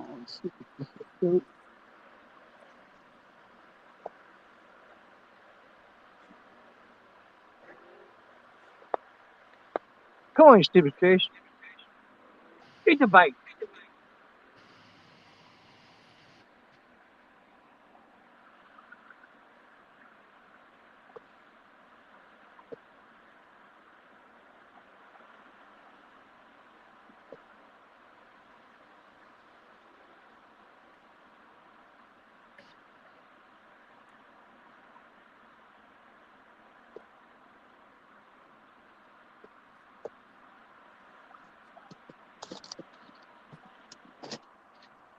It's a sad day. We can't catch gar.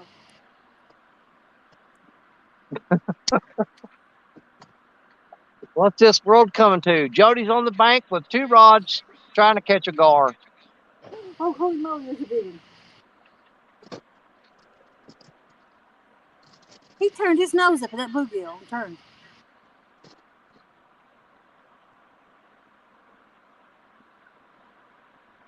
I bet there's skipjack on that and hit it.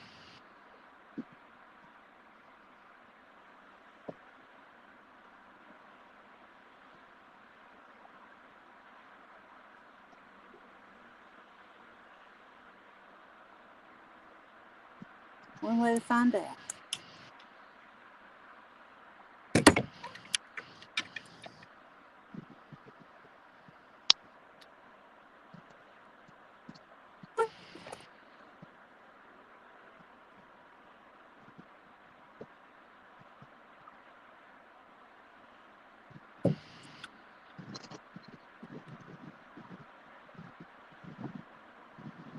There it comes back.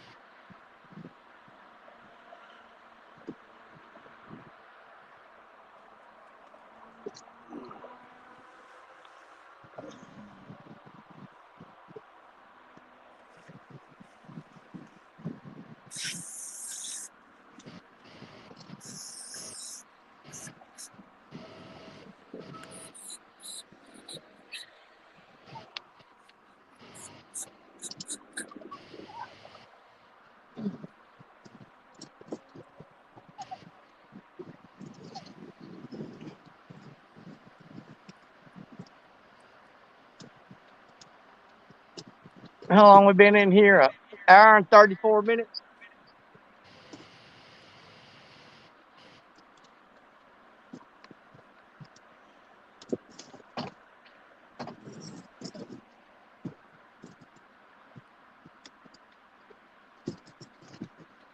I think at the 140 mark, I'm going to pull in all of them and rebait.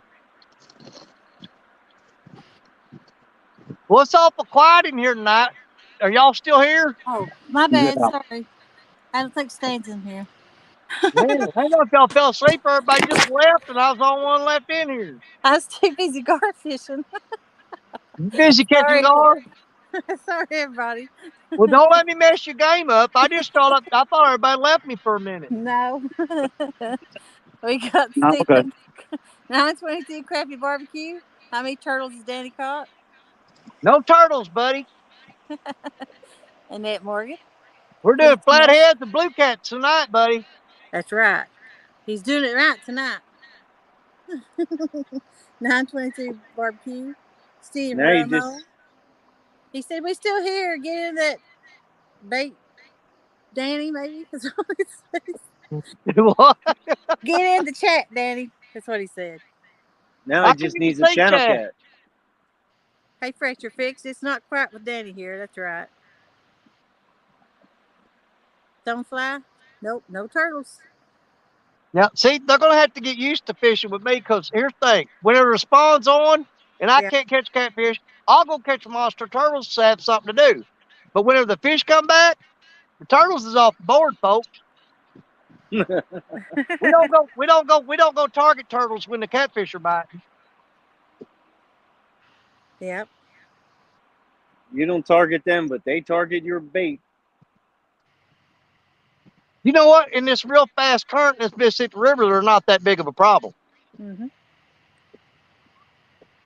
I mean, I'm fishing some really quick current right now. Whoa.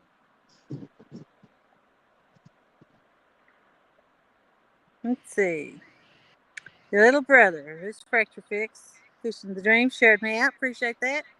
Mike Irwin, night. But I appreciate you coming in while you did. Don't need a mic, just open the window and hear North Carolina. That's about right, Danny. There's Mike's channel. There's only two cats caught. Yep. There's your little brother. Jody, I got a $5 reward on that gar's head. You catch it while I'm here, and I'll PayPal you $5. That sounds like a challenge or a bet. It does. Yeah. Oh, you got to do it now. I mean, it's a done deal. You got to do it now. I ain't got no cotton rope. I'm out here. If I would have had some on the boat. Hey, Brandon Bronner. Okay, let's go back down here to the bottom. Thank you for dropping that link in that. I'm going to put down a body section. Skipjack and see if we hit it. If I had some bologna, I'd throw it down. Half century, catch a big one, Jody. I'm fine. My bologna has a first name.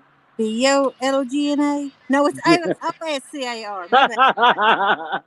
It's M-A-Y-E-R. My bad. First name's Oscar. You know that, right? Yeah. Well, see, I don't eat Oscar Mayer bologna. You don't eat Oscar Mayer bologna, though. No. That's why you didn't know that.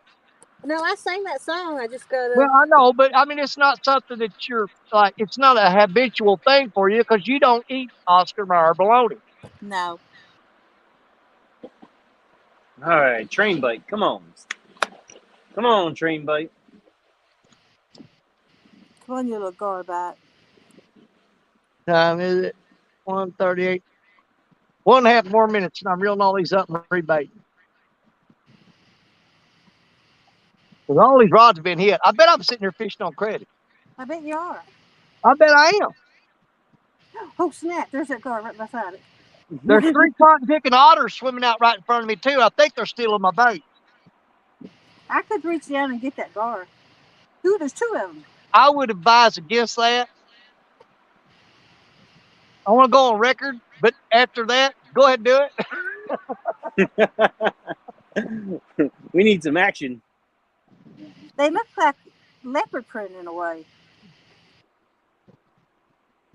I smacked that one across the nose with it.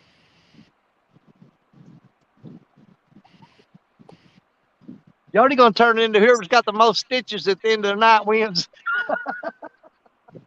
Hey, man. I got a net. What am I thinking? I could have netted that. I ain't got my cast net, but I got my regular net. And that's a $5. Are you gonna try to dip him up? Yeah. You gonna fall? Hey, you gonna fall in that water? Well, I got a little story for you guys. Well, let's hear it, buddy. So the other day when I was trying to catch that snakehead, I decided to move upstream and just try to fish a little bit and see what I can catch in this little creek. Yeah. So I cast my line out and I get it kind of hooked in a tree. I go ahead and start to, you know, when it's stuck in a tree, you kind of wheel it up slow and let it dangle and swing, and then you pull it up real fast and you yank on it to try to pull it fast. So I yank on this thing, and what do you know? That lure comes flying back right at me. And it sticks me right in the side. I know about it. Right in the side, man. Yep. I had a nice, good treble hook stuck in the side of me. I had to go to the hospital, and that was very entertaining. I wish I'd been there. I'd have got that out for you in a minute. That's what a lot of people said. Seriously. Hey, I know how to get them out, and it only hurts for like a fraction of a second. Well, I had it. It happened to me before when I was younger, but I don't know. The side it was like, I mean, I couldn't pop it through, so it was just an awkward spot, and yeah, so I had to go to the emergency room, and you know they actually pulled it out. They didn't pop it through. They pulled it out like they stuck this little needle thing into where the hook was and caught the barb, and they slid it back out the same way. That doctor was pretty good. I even got the scars to prove it. Yes, that is how they'll do it. They'll snip it and push it right through. No, they didn't push it through. They just kind of, you know, she made like a little, very, very, very small incision just to open it up a little bit more. And then she stuck that thing in there and then just kind of wiggled it right out. And I was saying, you use the hook remover on you?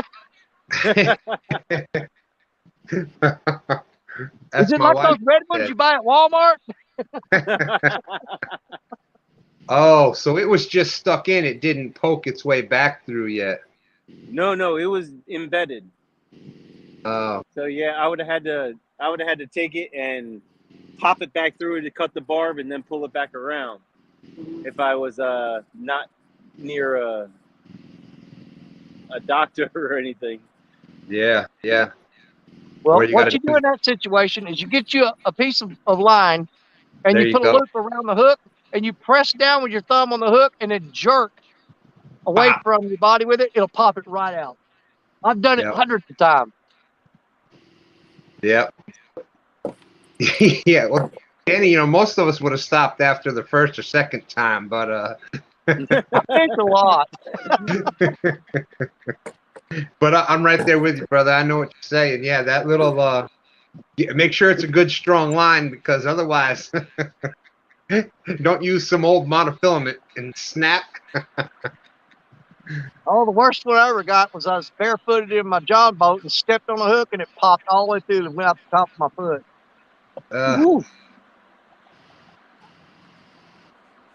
Stan 3 had a crankbait when he was just learning to walk, or about 3 years old or so, somewhere in there. Got in the tackle box and ended up getting that stuck in his foot.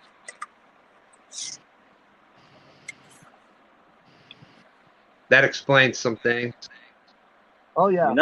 You're not fishing if you don't get one stuck in you.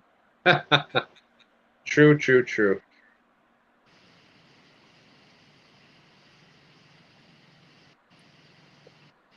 Yeah, it was actually a crankbait. It was like one of those leopard colored, like the orange on the bottom and the green tiger stripes on the top. Now I lost that one.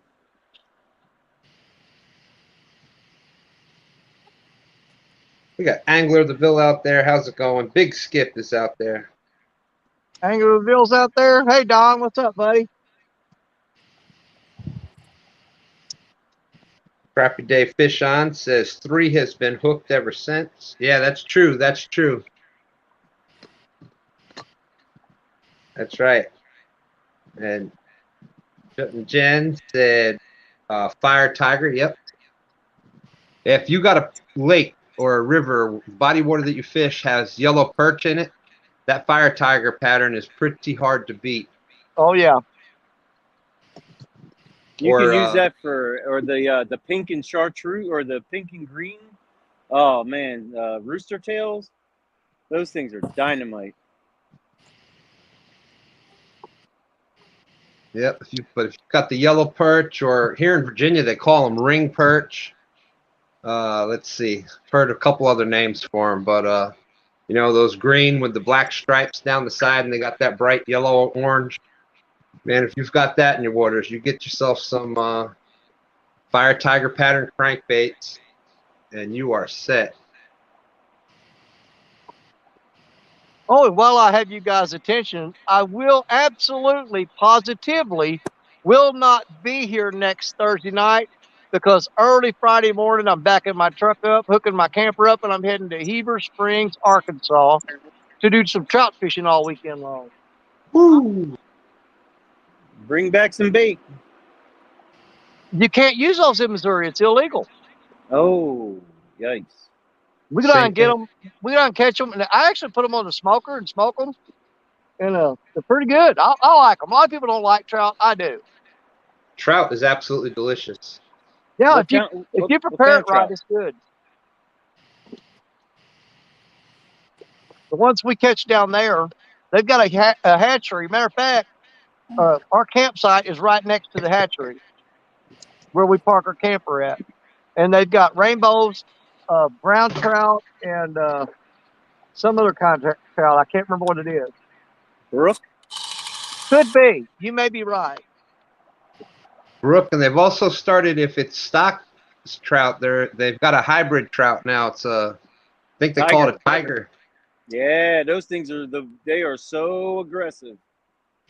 Well, I'm actually going to try to, depending on my signal, sometime during the weekend, I'm going to go live and I'm going to take you guys through a tour of the hatchery, and you'll see some of these monster trout they got in there that they use for breeders, and you'll see all the tanks that's got all the little ones in there. And we'll even go down to the creek and maybe try to go live and catch a few trout. That'll be sometime, maybe during the day, Saturday or Sunday, maybe.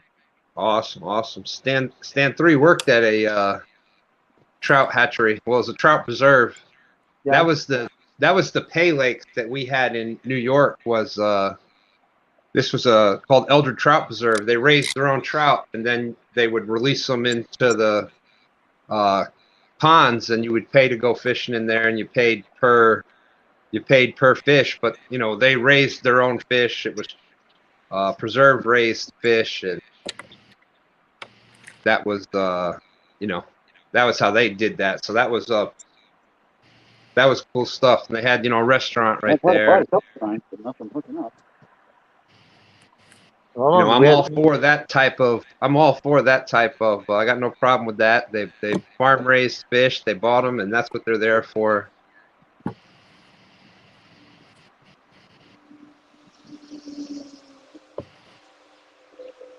Then I got a new guy that just started working for me. I put him on one of my crews, and people were telling him, about, they said, man, if you want to get in good with the boss, man, he's big time into fishing, especially catfishing.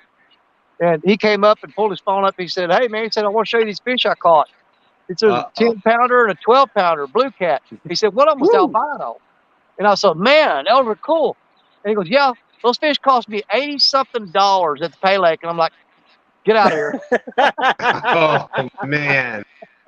I'm like, dude, no. I said, you just ruined everything. You're fired. Yeah. He said they were over $80 you had to pay for those fish at the Pay Lake. And I'm like, no, we do not do Pay Lakes, brother. Oh, man. And that's so proud of him, too, Yeah. He went from hero to zero, like. Yeah, especially you got the connection there with the, yours was the palmetto. Well, he told me he's going to swear off Pay Lakes. I'm going to start bringing him over, show him some spots to fish here where he can do it right. You know what? And that's what it's all about, Danny. I don't, you know, a lot of it is that's just what people were brought up doing. They had no. That's just what they did. That's where they went fishing. Well, there's nobody's ever, you know, I mean, a lot of people there. Now you got to remember, some people that do pay lakes, they just don't know how to go out here and find a spot, you know, in the wild and do what they do. They just know there's a pay lake. You go there, they'll sell you a box of worms and you just throw it out there and you catch fish, you know, which to me is not fishing, you know. But I'll bring him over here and show him how to do it right, and we'll straighten him out. That's my goal, is to straighten that kid out. It's so much better. Hey, Queen, we got Tanya Hollis out there. Queen Catfishing, how are you? Good to see you. Hey, Tanya. Howdy, Tanya. Real hot.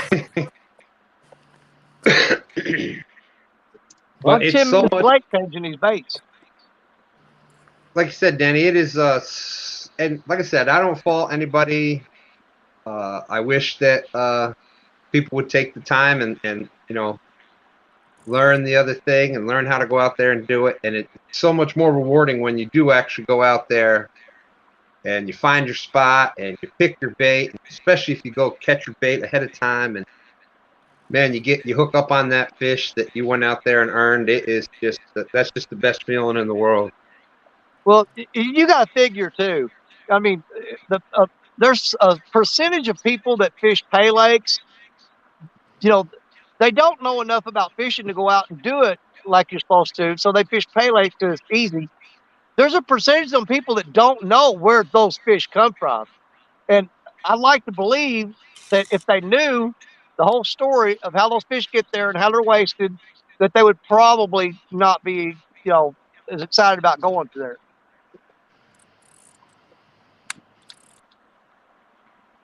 True. And like I said, no, I don't fault anybody.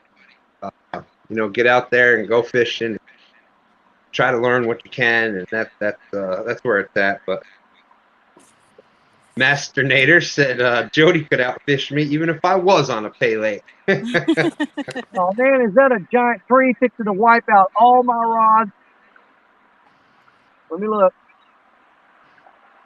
Thank you, Annette, for dropping all the links. Really appreciate that. That's a huge help. All right, Tim says, okay, folks, time for his nap. Good luck, anglers. He'll check back later if he can. Always great to see you, Tim. Not Tim. Master Nader is so bad, I'm trying to catch a guard. Steve asking me when I think the bite will pick up again in my area. Tomorrow night. Yeah. I think it's already they're already starting to come out. We are kind of getting into the post spawn already, which is awesome. That's a great time of year to get out there and fish because a lot of the fish, especially the bigger fish. Remember, blue cats takes up to 8 years before they even start breeding. So you're talking about bigger fish that haven't been eaten in 3 weeks. So they're going to be hungry. Oh, they're going to be looking for the buffet. So now's the time to get out there and start. And, you know, it kind of goes with the water temperatures, and it starts, the further south you are, the earlier it starts, and it kind of works its way up. You know, now out in Illinois and Iowa and places out there, they're probably just now in spawn. They're right now into the heavy spawn period. So they got a couple more weeks of it, probably. Curtis and them are probably still right at the end of spawn because ours started coming out about a week ago. Ooh. Well, that's a good sign then. Yeah. And you can tell when they're coming. You can tell when they're coming out because you'll start catching a few of them, the males mostly, that like Danny caught earlier, that looked like somebody took a angle grinder to it. Master Nader said caught a mangled up 19-pound blue this weekend. They were fighting. Yeah, so once you start getting some of them like that, that's when you know that they're on the feed again. Hey, did you get it in Kingston? What's that? Ask Master Nader if he got it in Kingston. I don't know if you heard that, Mastinator. She was asking if you got that in Kingston. Mike's channel saying, good night, Jody. Have to get some sleep. Good night. What time? You opened the can. Good luck, everyone. Sunfish Assassin out there saying, let's try this again. Gar tastes 10 times better than catfish. How dare you? I've heard that. I've heard that. You're not the first person. A bunch of people have said how great gar is.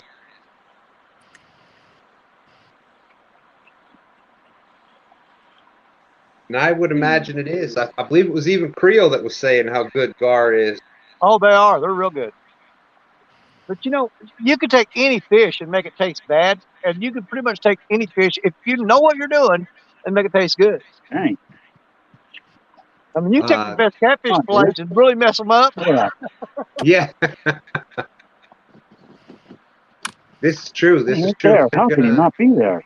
You know, if you're gonna man, especially with some of your fish like catfish, I have found a huge difference when you bleed them. That's just me.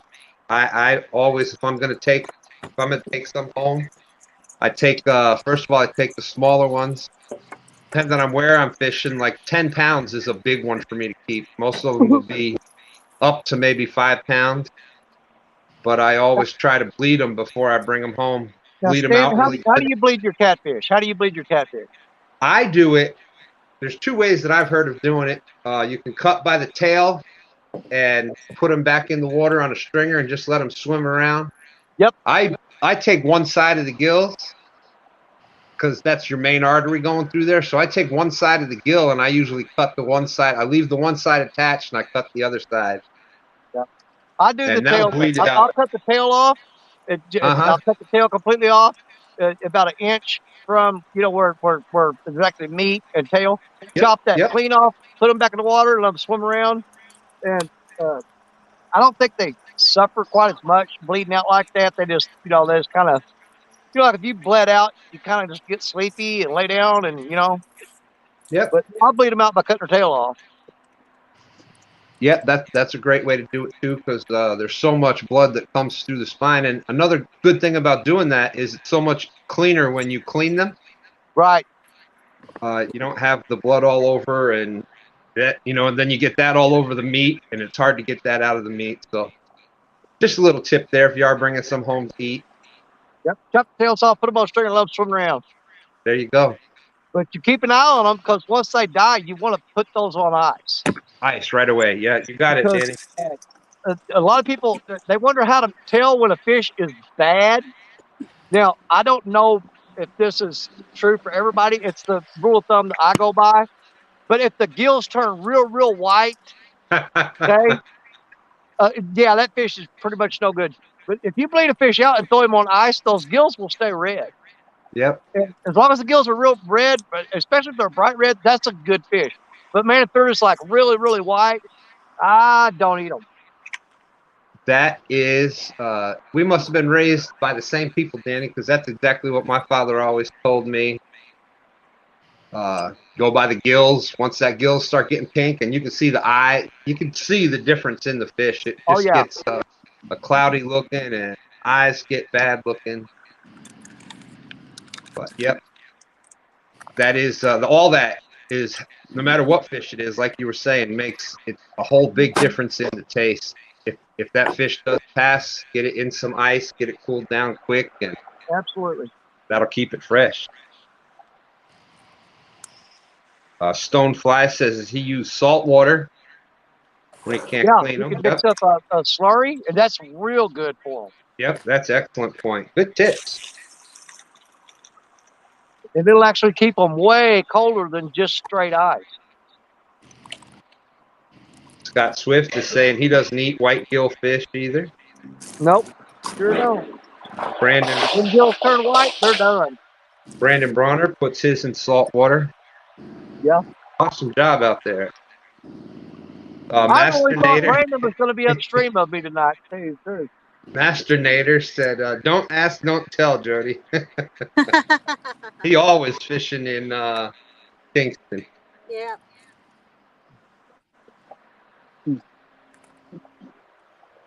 That's probably where I'll go tomorrow. All right, we're at the halfway mark. I'm gonna reel all these rods in, put new baits on, and throw them all back out.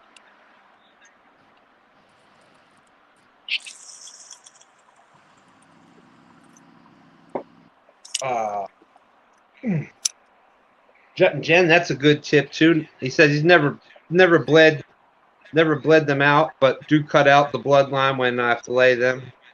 Then salt water and then milk before we cook. Yeah, slice the gills, put them on ice. There you go.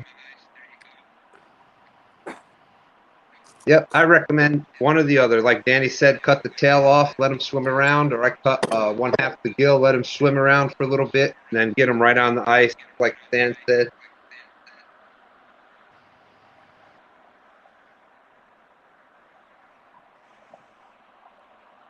That's scary.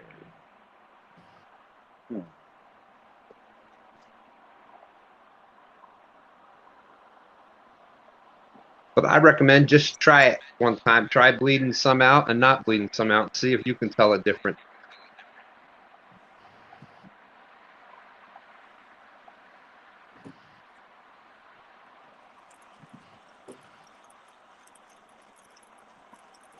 You put salt in water. Yep, salt and ice water. Make a brine, or even just the salt water. They will stay fresh. There you go. Nice white meat only. Yep, never cook the red and the yellow meat. Good point. Oh. Fish in the Mid-South has the perfect idea. Said just be like him and never catch a fish. Then it's not an issue. Yeah.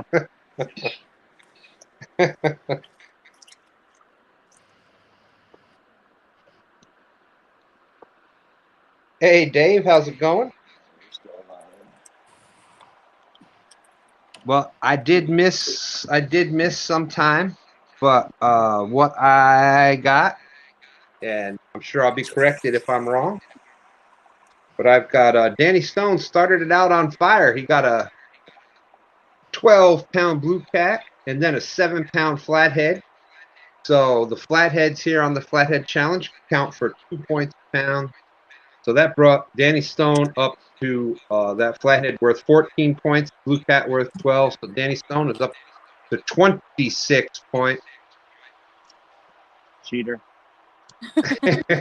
And then I don't believe we had a fish since then. Did I miss any other fish, Jody? No. He's the only one caught any, and he caught him in the first 30 minutes of the show. Right? Isn't that crazy? Caught him like that, and then nothing since then. Susquehanna stand. It's the same time as my normal. Normally, I have the Friday night at 8 p.m. I have the Friday night 8 p.m. show, which is usually the cat chat, Two Stands cat chat. But tomorrow night, what we're doing is we are doing epic Friday night fishing for Epic, trying to help out any way we can, raising some funds. You know, it doesn't make up for anything, but hopefully just helping out whatever little way we can. I'll have a PayPal link for him. So that money goes, it's his PayPal link. It'll go directly to him. And he can start using that immediately for any of the costs that they have going on right now. But yes, we'll be fishing live at 8 p.m. Myself, Brian, Has, Mark, Catfishing Crop will probably be out there. Going to be a great night. We're going to have some donkey baits out. Hopefully catch some donkey fish. So going to be a lot of fun. 12 Stone Ranch, hello. Little brother, I run the door off. There's Steve Adams. Hand me down outdoors, hello. He's from I hope the email finally got to Steve Adams. I'm going to have to double check on that address again tomorrow for you, Steve. First time I sent him, I had Epic's address to send to him, and I think I sent it to Gmail, and I think his email address was Hotmail. So yeah, There goes my, me with the technology. Even sending emails is no bueno. Appreciate you coming in, 12 Stones Ranch.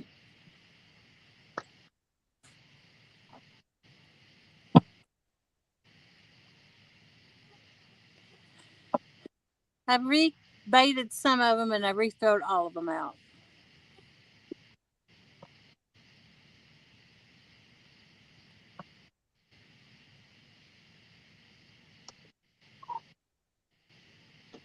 Let's see.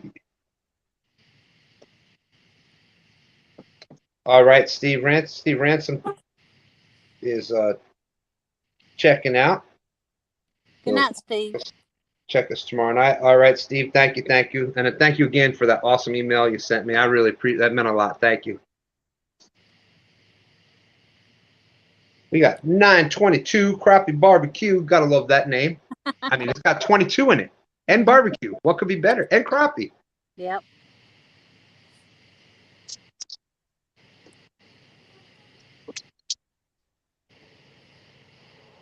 Awesome. All right, Steve. Thank you.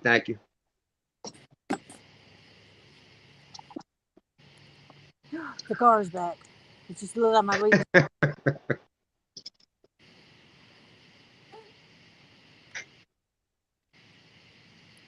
Had to let him get a little closer. I'd like to get further down south to make a trip down there and go after some of those big alligator gar. We have the gars here in the James River, and most of the gar here in Virginia are the long-nosed gar, the spotted gar, and the record for those is only 21 pounds here in Virginia. Yeah. We got a catching bait in the net. We got a 19-pounder last year, which was very, very close to state record, and that was a monster. So a 19-pound gar, and it was a monster. So I can only imagine getting a gar as big as my S-word fish. Yeah, I know.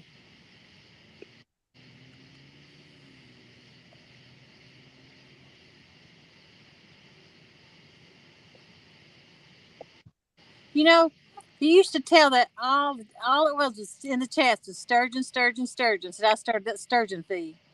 Yeah. Whoever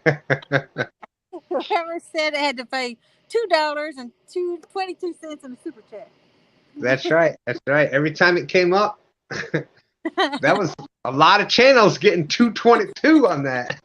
Sturgeon jar. Yep.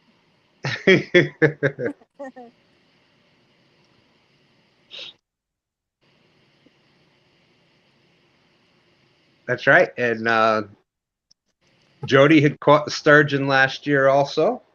Yep. And with the sturgeon, it's well, it depends on how you look at it, which side of it. But Mark, Catfish and Crappie, had actually gone up. Now there's I think there's something like 23 different members of the sturgeon family, and each of them are different sizes. Mm-hmm. Well, lake sturgeon, they don't grow as big as the saltwater sturgeon. That one that I caught was Atlantic sturgeon. It comes in off the ocean, comes up in, and then they travel from all the way up in Canada all the way down the East Coast. And anyways, the day that I caught it, Mark had just gone on a plan. He went out and targeted sturgeon, and he had caught some, but they were they were in like the 40-inch range. So he was like, damn it. I go out and do all this work and make a sturgeon video. And the same day, Stan goes out and catches a 7.5-foot one.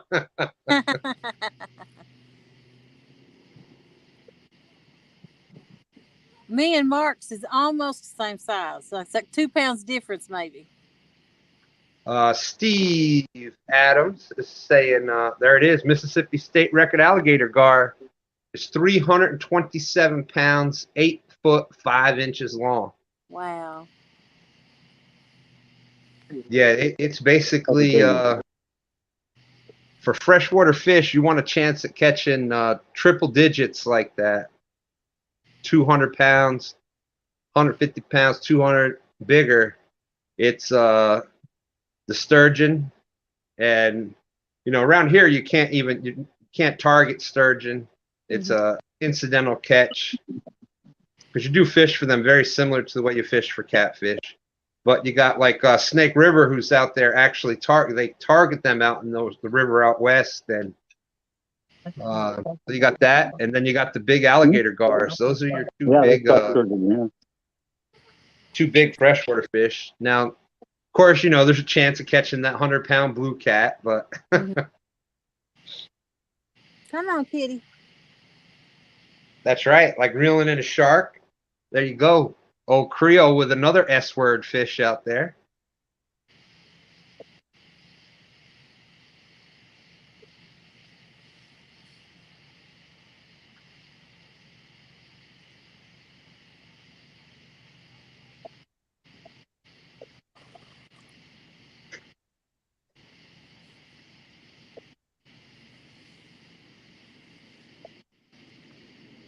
And yeah, when you're into something like that, it's pretty much just hold on and pray. You're pretty much just trying to steer them the best you can, and that's it.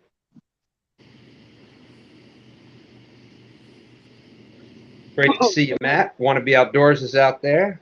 Yeah, let's see if that makes a difference. 5 out of 6 rods had no bait on them. You should just, I'm all for letting bait sit, but dang it, Danny, your track record, you should just reel them in and check them every 15 minutes if you don't have a fish on. Yeah. Every week, it seems like you're checking the rods if you haven't had a bite in a little bit, and you've got 1 or 2 that had bait and the rest none. Well, that's that little creek that I've been fishing over there. It's just packed with turtles. This here, it's a little different story. I can get away with it a little bit longer because what's picking my bait here, believe it or not, are Haz and Brian B would go nuts if they saw some of the eels that I pull out of this eels. River. I mean, they're huge. They're monsters. They're way bigger than the eels that they use. I'll tell you that.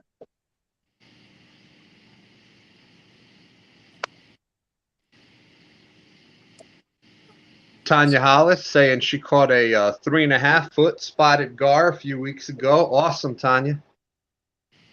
I think I remember hearing about that. I think Dominic said that your reaction was, get it away, get it away. Stan, did you see that one I caught on Mike's Fishing Homes channel? No, I didn't see it. Yeah, he beat the crap out of me. Oh my goodness. Hey, Mike, actually, if you go to his channel, he actually put up a short video of it. He went and downloaded the whole live stream and clipped it out. And awesome. they can go watch Mike's Fishing Home, and there's about a 4.5-foot guard that just beats the daylights out of me. Oh, I'll definitely have to go check that out. Yeah, I was holding it cradling like a baby, and he decided he didn't like that. So, yeah, that didn't come out too good. They are some monstrous fish. They have a mind all their own, and they'll let you know it.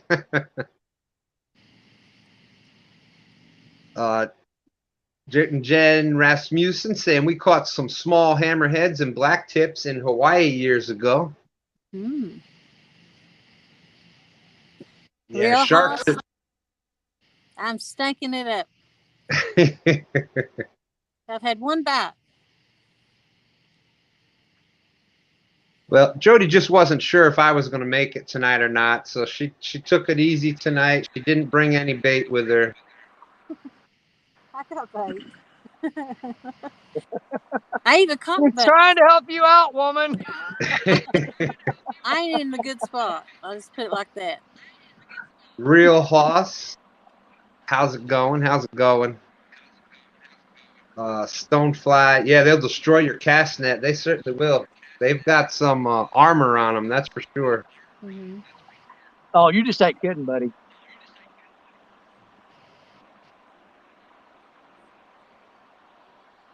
Oh, that's right. That's right. Steve Adams' son.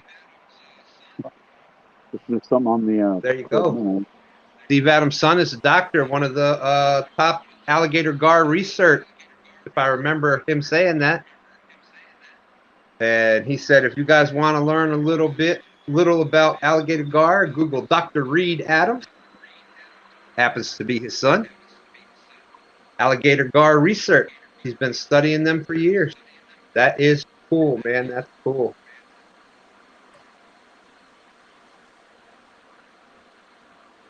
I've done a few studies on them. Generally, my studies all what were the effects of them when you threw them in hot grease.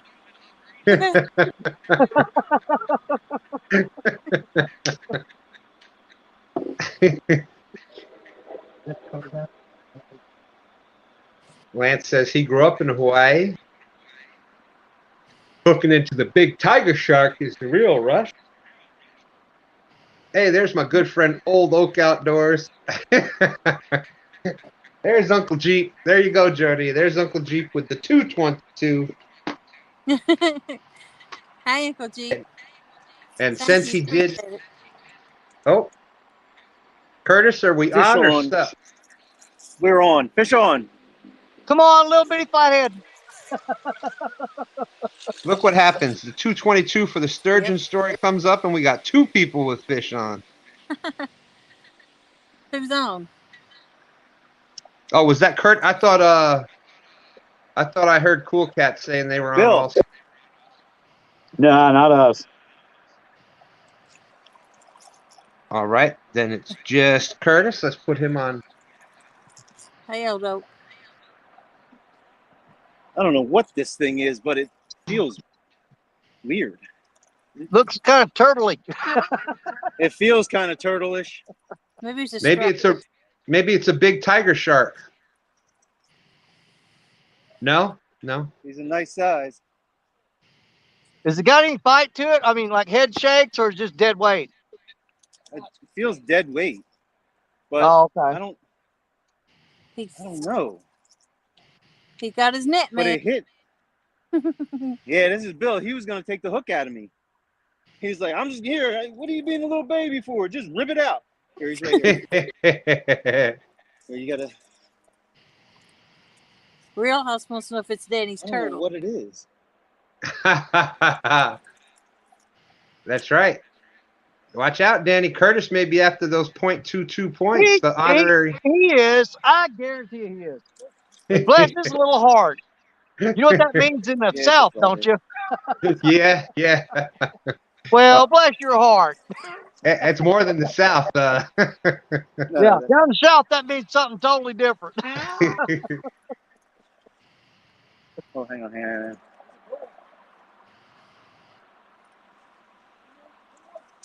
Oh, isn't that a cute baby? Bless his heart. Ooh, that's an ugly kid. Yeah.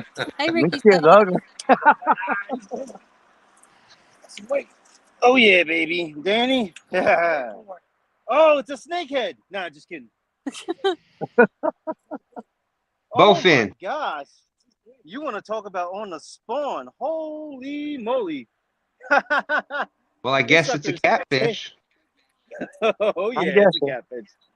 Oh, my gosh. His tail is, woo, baby. Very nice. Come on, Ray. The suspense is killing me. We haven't even gotten a look at it yet. He's doing that crap on purpose. Hey, Chris Flores. There's Chris Flores out there, Muddy River catfishing. Muddy River. Oh, and that reminds me, my flathead that I caught was on the Muddy River blue cat rod. It's a little odd, but it was. That's right. Lots of fish being caught on the Muddy River rods. All right. Yeah, he's got spawn marks out the wazoos. Hey, where are you going there, buddy? Did he flop back in the water? Too bad. I never saw it. Never even saw it. Danny's like, that's minus .22 for you, Curtis.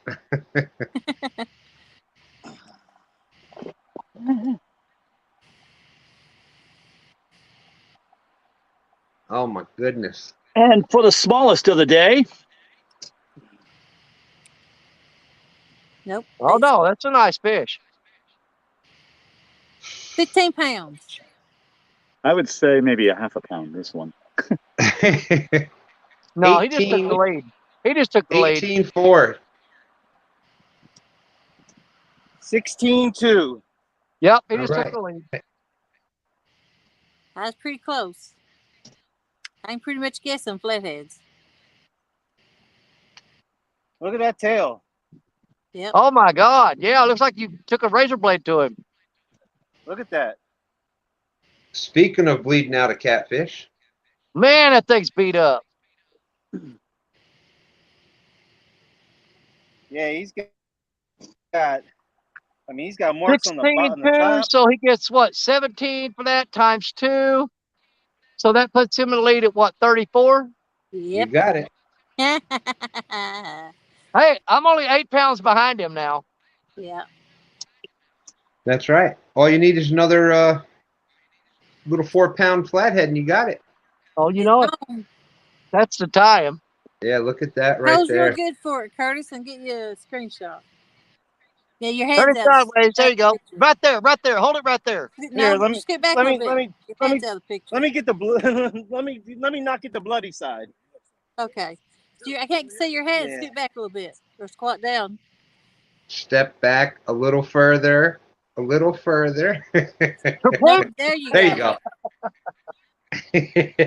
No, a little further. A little further. Now you have me still 3 seconds. 1, 2, 3, 4, 5, 6. There you go. All right. You should have made him stand there for 15 minutes. You go, okay, put Cool Cats down for a 0.09. Why? Because I got my skunk buster. Straight These thought I are heard. tiny. Okay. I think he weighed less than a pound. Let's see. He did catch a fish. Yeah. Less than a Well, pound, that counts as a pound. So that's 0.09 counts as a pound. And he's a skunk buster. I want to see how big it is. Put him I'm telling you, he's pointing. Oh, he's so cute. Bless his heart. There you go. You gonna put that in your aquarium? Wow, that fish put up a struggle, bless his heart. Yeah. Okay. Man, I knew Curtis was going to come here and make me work for this. I was planning on kicking back the rest of the night, but now I got to go to work. Danny's got to work. Bob is saying, okay, now it's Jody's turn. The pressure's on now because I'm the only one without a fish. Let's see. Sound like Donkey Kong. I got to go back up to this because, it's only fair. Uncle Jeep did do the 222. And, since he did do that. Yeah. We got to do this. There it is. There you go, Uncle Jeep. There's the 222-pound sturgeon.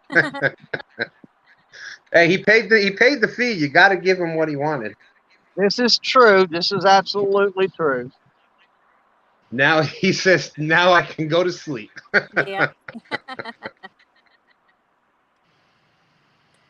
I'm just not confident where I'm sitting at. But I had where I'm on this lake, and this was the farthest place out I could get casted out. Hey, what's that? There's that thing that people, usually celebrities, I think it's called Cameo or something like that. Yeah. For anybody that's having problems sleeping, I'll do a cameo on the sturgeon story. It'll put you right out.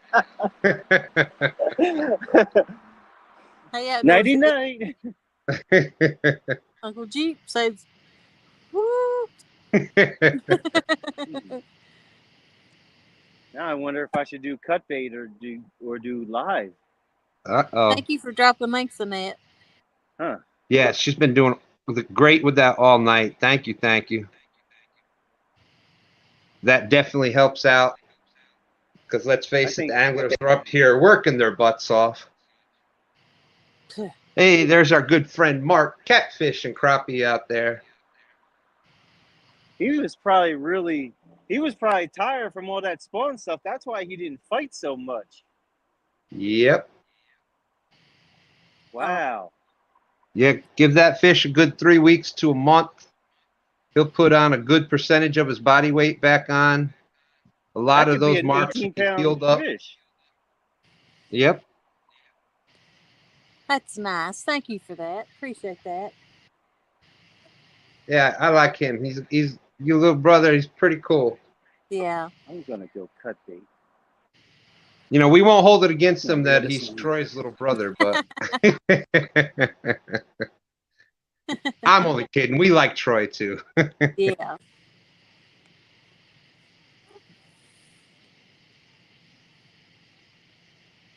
There you go. See?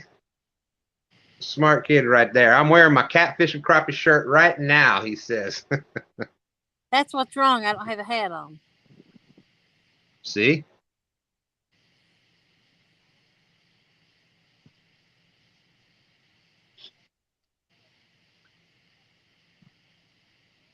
Without a doubt, without a doubt. And hopefully Mark will be out there fishing with us tomorrow night.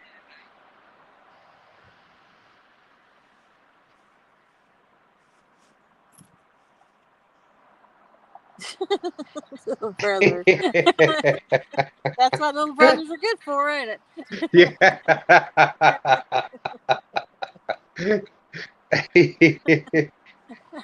That's right. You never know what they're going to say.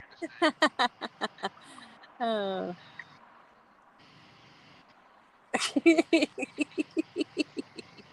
Oh, let's see.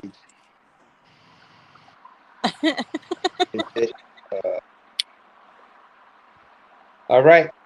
Queen Catfishing Tanya Hollis says, well, I'm heading to bed, y'all. I got to get up early in the morning for work. Well, thank you for coming in, Tanya. Appreciate that. Not Tanya.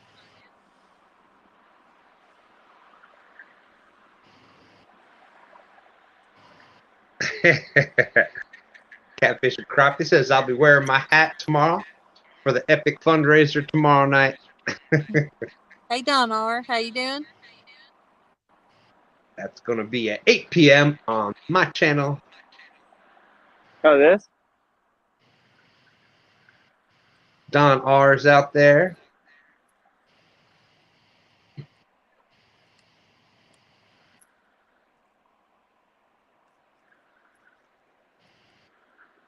At the end of the month, I'm in some kind of a tournament.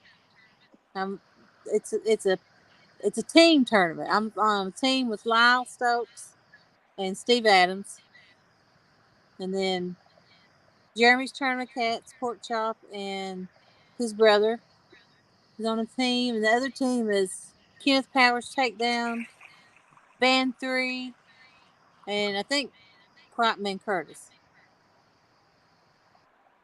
And it'd be most fish caught. Are you talking about the Brian B's tournament? No, there was one. Oh. We was on hog legs this morning, and I'll come up with it.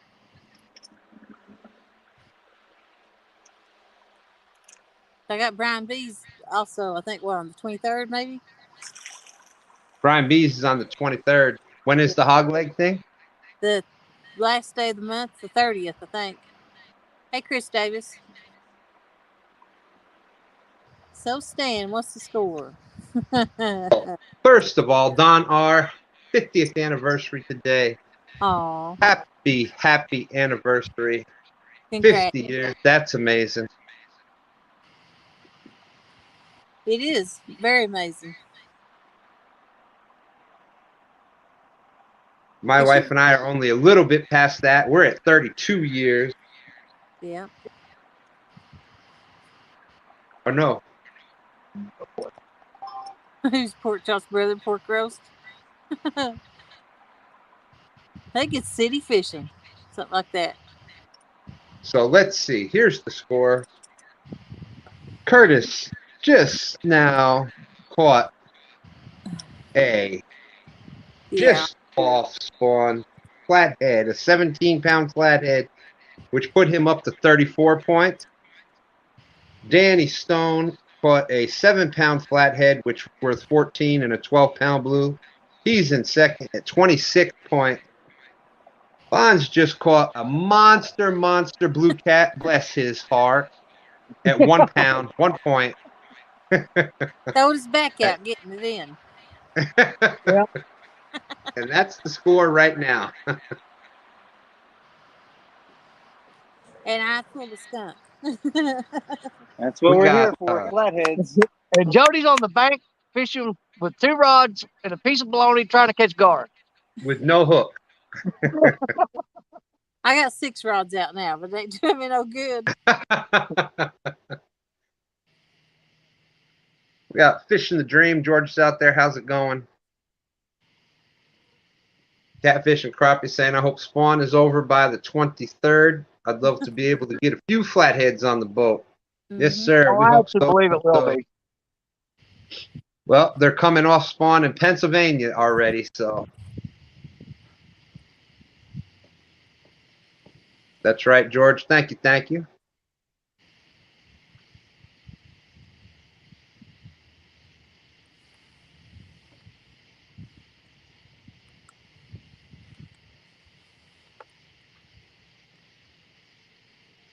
That's right. 1 times 100 is 100.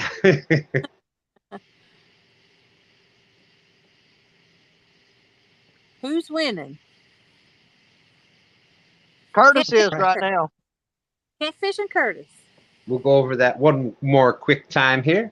Curtis caught the 17-pound flathead for 2 points a pound for 34 points. Danny Stone is second with 26. And you got Fonz with caught that monster blue cat for 1 point. And that is the score right now. And Mark is saying, and 0 times 0 is 0, just saying. If I'd have known those flatheads were starting to move back up in here, I would have took the time to stop and catch some bluegill. Well, I'll just tell you, be prepared next week, because I'll be going to a good spot next week. I won't be here next week. I'm going to be in Arkansas. Oh, yeah.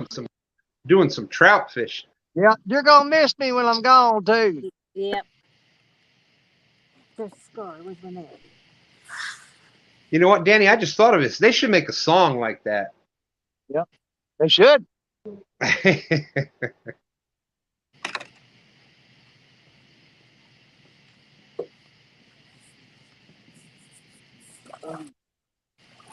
Missed it. Oh, I've had 3 bites since I freshened up the baits, and none of them took it down and locked in on it yet. Hey, something's swimming off with my float. I'm not having fish after all. Well. Let me find out what pole it's on. Watch out, Curtis. It's going to be a 40-pounder. And Lance McCool guy is saying, Danny Stone, come on, brother, show them what Wildcat rigs can do. And for those that were watching Stand Day this past Sunday, Stand 3 had a live white perch on one of the, I think it was the single hook rig from Wildcats. And what was great about it is that swivel, it goes around the line. So that white perch, instead of getting that line tangled up, it just swiveled right around the line. So it was able to swim back and forth, and it was able to swim freely. We showed it in the water, and you can see where it was swimming around really good. So he ended up catching the way he builds those rigs, man, is way cool. He ended up catching I think that's what he got the 27-pounder on.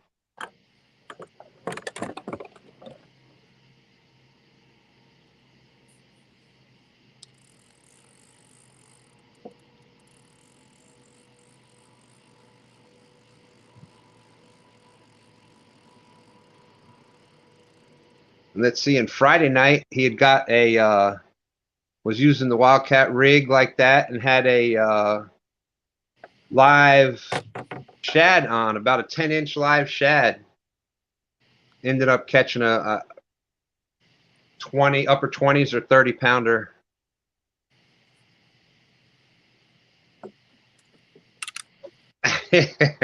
Real Hoss is saying, Danny, your 3 bites are your turtles, thinking you're missing them. I'm telling y'all, ain't no turtles in this spot right here. The current's way too swift for them. That's the only problem with doing as many things as like what we've done, Danny, is you get so used to going when you're at one spot Yep. It takes a while for people to realize you're back out on a different spot. Yeah, I'm on the river right now, and I tell you what, the current here would knock a turtle end over end. He ain't got a chance out there. Nah, is that old gar swimming with it? Didn't take it. You back to gar fishing? I thought you had a fish on a while ago. No, it must have been the gar swimming with it. But my float cut up bluegill. Lance McCool guy saying I just went out in the front yard and casted braided line for the first time. Maybe switching over to all braid. Stuff is smooth. I love braid. I'm thinking about it. You know what? I may give it another shot. I haven't had my problem with braid is hasn't been the casting, hasn't been the other stuff. Is we have a lot of structure and hang ups here, a lot of rock, and I have lost some monster fish, even on 80-pound braid, where it just hit the rocks and different structure and poof, gone. Yeah. Well, I don't use braid on bait casting reels. I use mono on my bait caster.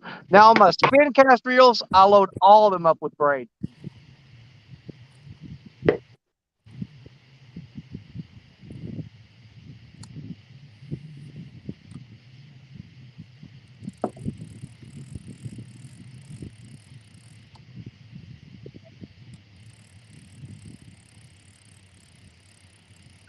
Mark is saying to get some Suffix 832. Yeah. I know Suffix is some great line, and especially the 832 is supposed to be some of the best Suffix lines. So.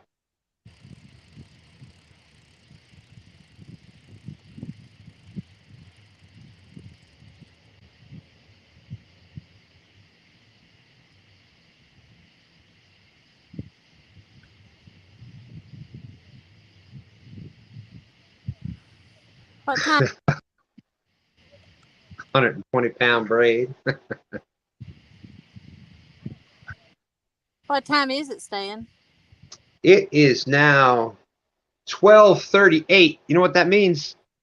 1 hour and 22 minutes left. 1 hour and 22 minutes. Your little brother is saying, Jody, as long as I'm here, any gar over 3 foot by hand or pole has a bounty on it. 3 foot? Jeez. That's not a very big gar. You can get a 3-footer.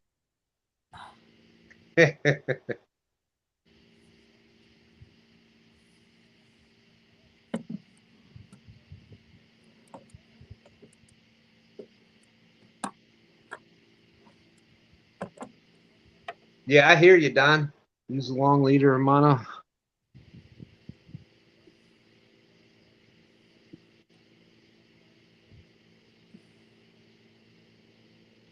Outdoors Addiction is saying the Cast King, he likes the Cast King braided smooth. It won't put those grooves on your line guides. Good point, good point.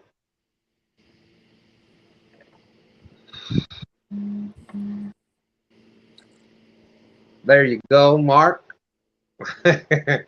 Boom, boom, boom, with the $5 for 1 gallon of gas. Thank you, Mark. Appreciate that. Thank you very much. All right, Lance. Yeah, and I got to talk to him anyhow. I've been trying to talk to him for a couple weeks, and I've just had so much stuff going on.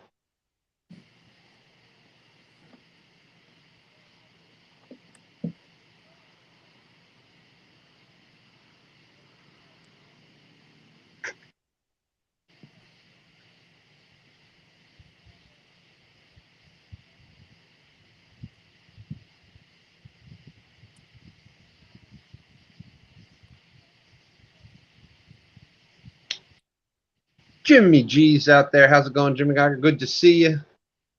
Doing all right, doing better tonight. I was a little under the weather last week, had some other stuff going on. Fish in the Dream says he uses coated braid. All right, all right.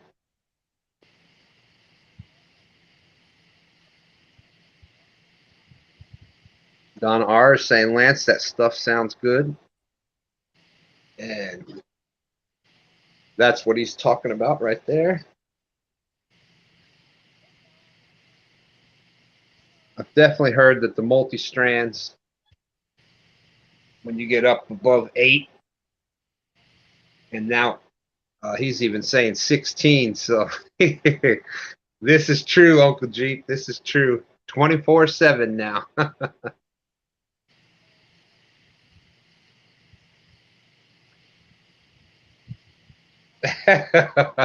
You're welcome, Mark. You're welcome. You're welcome.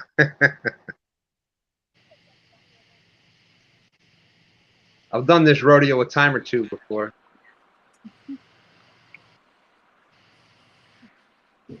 Real Hoss says hooked about a 6-foot gar a while back. Got it to the top of the water. The line came loose. Ugh. Oh no.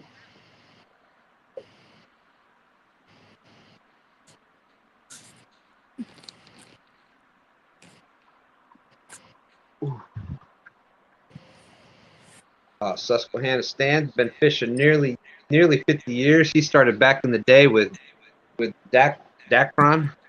That was that black. We used to use that a lot for ice fishing.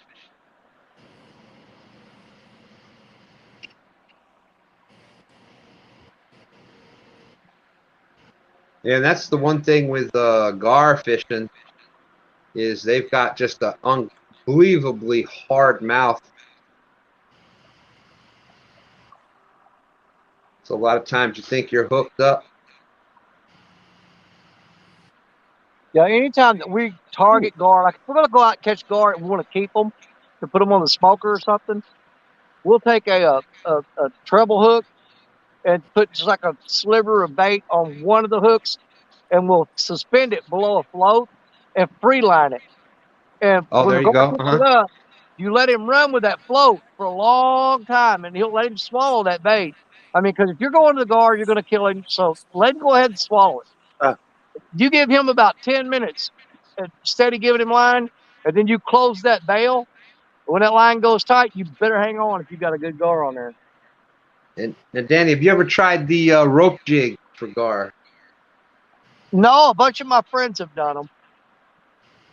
But I generally, like I said, I just run a float and fish maybe 2.5, 3 feet below the float and free line it to them on a treble hook and let them swallow it. There you go. But anytime a gar feels tension, 9 times out of 10, a gar will jerk down on a rod and they'll give you a good takedown. But when they feel something pulling against them, they open their jaws and spit it out. They don't like pressure on them. That's why you put it on a float and free spool them for about 10 minutes and let them get comfortable to swallow it.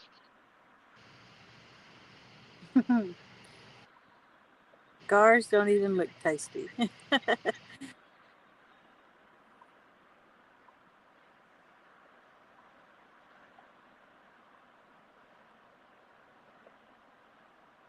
Come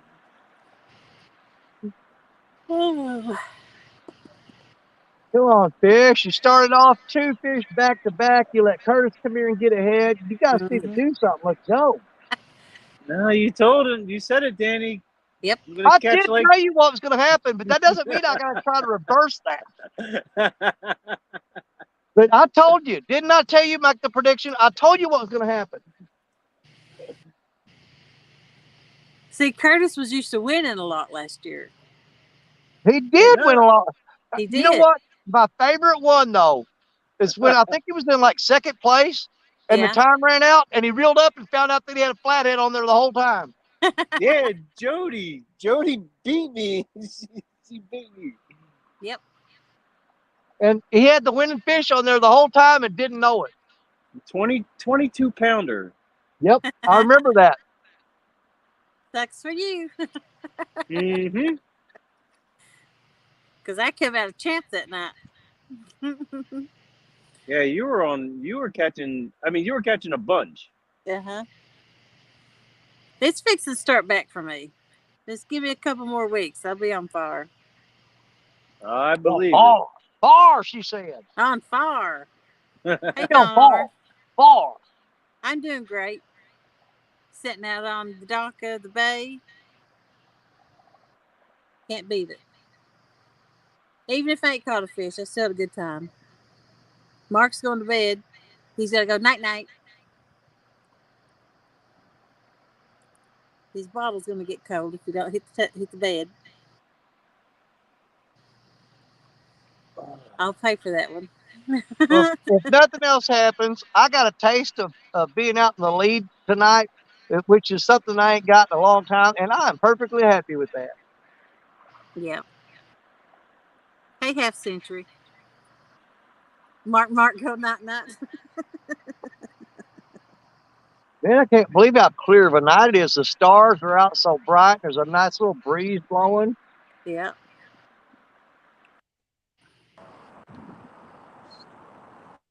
Perfect night for fishing. If you want to catch a gar, make a multi-spinner. 5 dimes in each part with lots of light. Causes flashes like bait fish that attracts them in. Then a good tassel spoon, mini strings. I can't believe how good I can look at chat tonight. I think it's where I'm sitting off from it.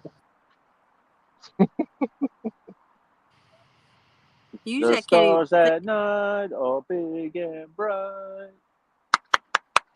Deep in the heart of Texas. Are we going to start that again?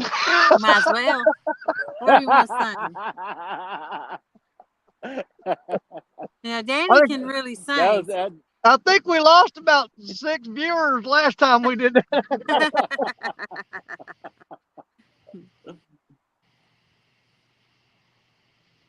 Come on, man. That was a line from Pee Wee Herman. Pee Wee Herman. You know, I used to watch him. Pee Wee's Big Adventure, the movie.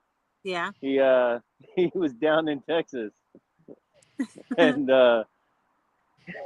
he walks through Texas, he's got this hat on and everything, and then he just yells out, he's like, "The stars at night are big and bright." Everyone stops, and they're like, "Deep in the heart of Texas."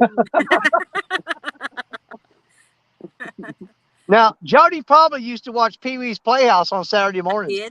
I did. Yeah. Cherry.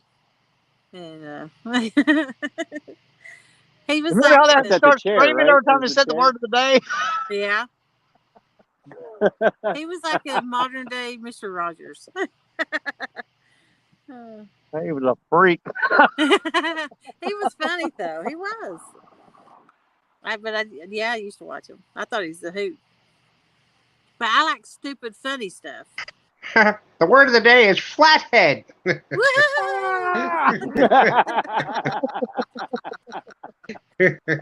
So anytime you hear that word, you gotta start squealing. Yeah, scream every time you hear that word.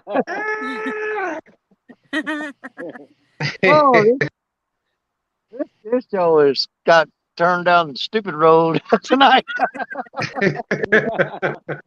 That's what happens when you don't catch fish. Yeah, you can see that. It's been a while since we've actually done a show where we actually got goofy on it, though. So I like it. Every time we started singing, though, you could just see the numbers and go 80, 75, 70, 65. I got my sound machine for the word of the day. There you go. Well, first of all, somebody's got to catch a. Yep, we need to catch one. Wow.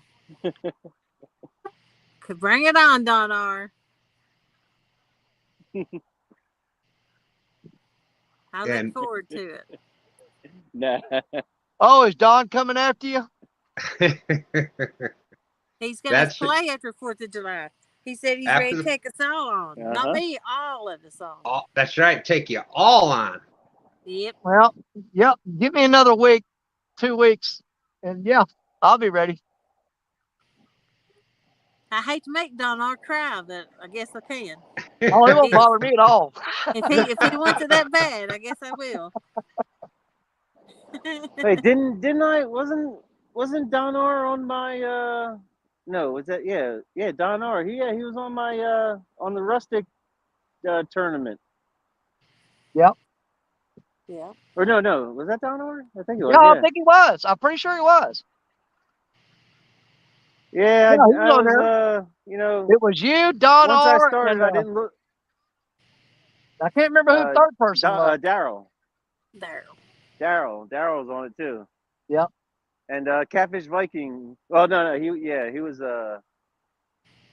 he won. Yep. I could not tell you. I got some of those. I got some of those Wildcat rigs, man. Those things are legit.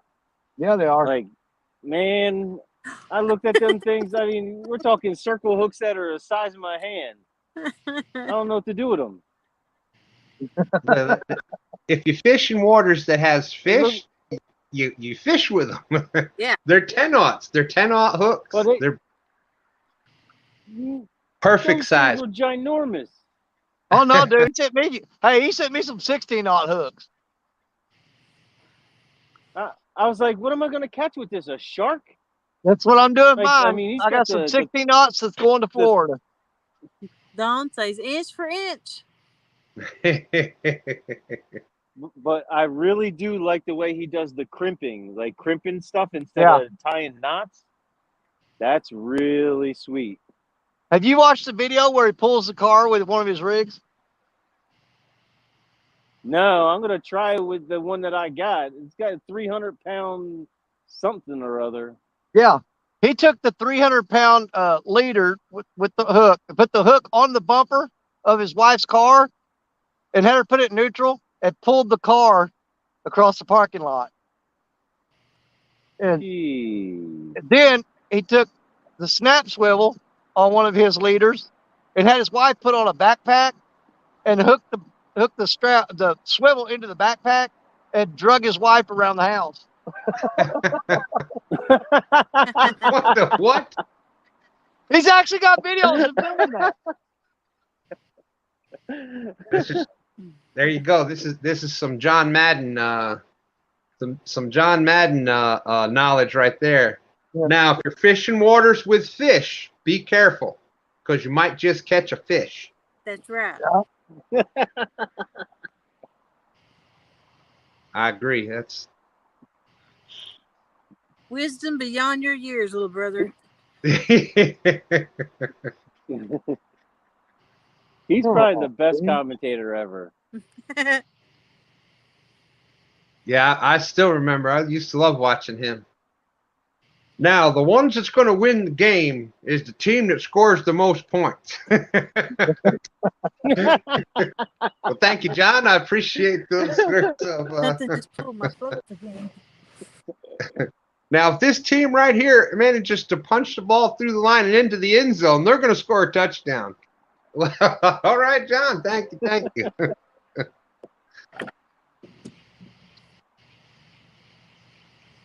You know what? Yeah, you know I have got more bites because something keeps hitting my floats.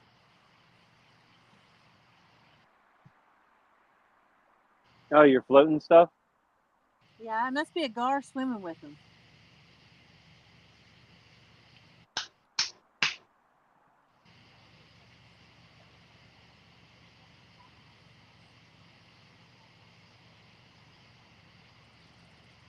Whew. Okay, 12:55. 12:55. We got a little over an hour left.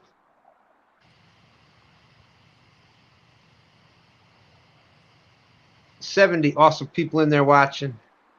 Catfishing Curtis is currently in the lead. He caught one beautifully beat up old Flathead, a 17-pounder, which is 34 points. Danny Stone caught himself a 7-pound Flathead and a 12-pound blue cat, putting him at 26 points. And Fonz caught a bless your heart blue for 1 point. And that is the score right now.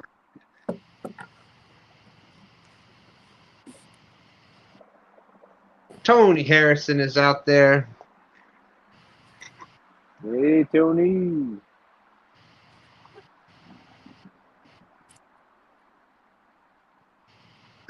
There you go.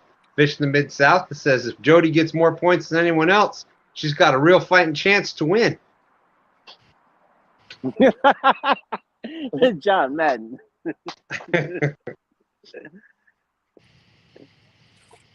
Let's see. Where's my telestrator here? Now, if you take this right here, it'll circle this 0 here and this X. Now, if this X goes over here and this X scores more points than the 0, the X's are going to win right here. The X's should bring it home.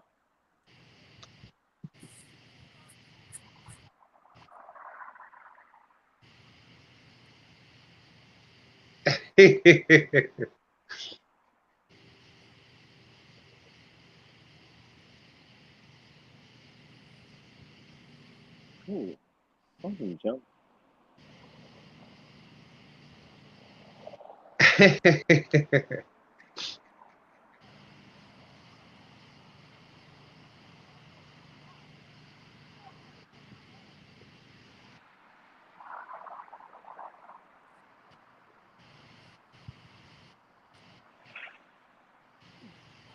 I thought gars was more vicious when they did something.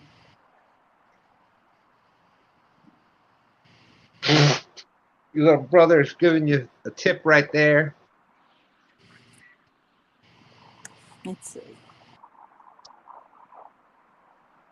Ooh, I keep getting bit, but they just won't commit to it. I can't read it. It says, take one of your poles, set the drag slack, and let it sit just on top of the water with any kind of fish as bait, cut, hole, any part, whatever. The gar coming in for the light will grab it and run. I've been doing that, smacking it on the nose, and it won't take it.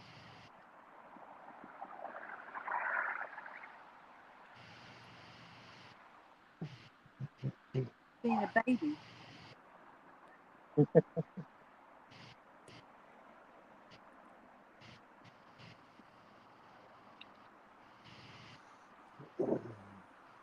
I even changed my rigs up today before I came out here. They were kind of short for channel cats.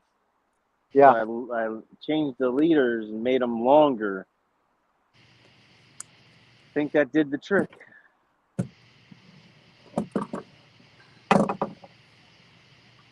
Got one more to get, right, Danny? No, you've got enough. Fracture. If nobody else does anything tonight, you're pretty well set.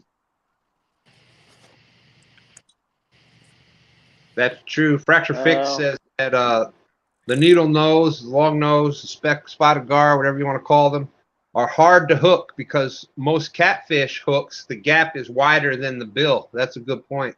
Yep.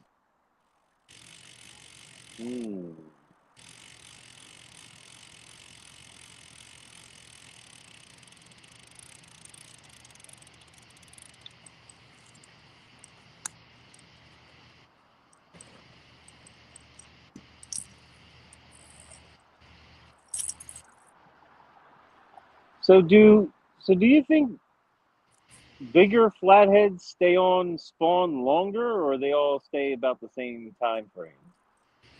There's something out there been eating on it. So there must be some small catfish. Oh yeah, look at that. Well, it could also be if you got a lot of crayfish will do that. You said you're in a lake. Yeah. So sometimes if you're in tidal water and you got a lot of crab will do that same thing. You won't even know you got a bite, and they'll just sit there and chew all this. Crabs and crayfish will do that kind of thing too. Yeah. I'll cut a fresh bluegill. Your little brother says gar not mean. They have a bad rep like pit bulls. They're opportunity fish. Give them any chance and they'll take it.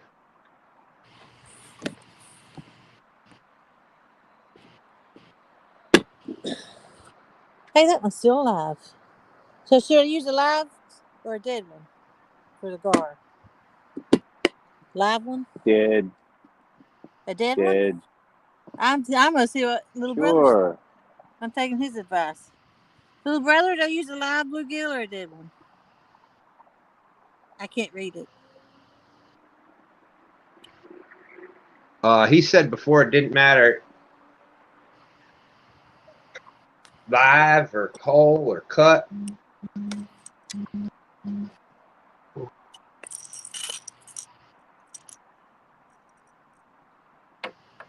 You probably throw some bologna out there. I ain't got any, except at the camper. What do we got? Marshmallows? Make some s'mores?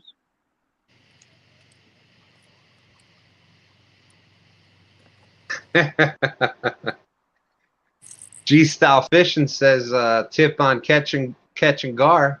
Superman dive into the water, catching it with your bare hands. That would go viral.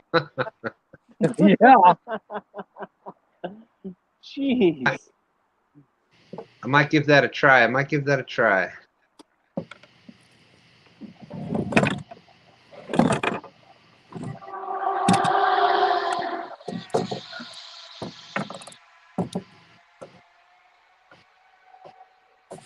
Well, that was a motorcycle. All right, let's reel this in. Let's get some fresh bait out there.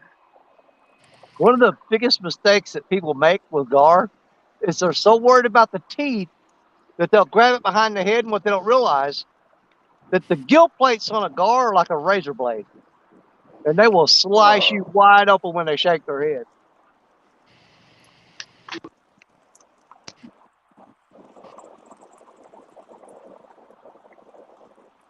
Good point, Danny. Good point.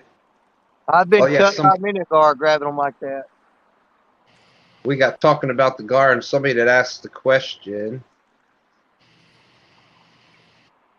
I can't find it.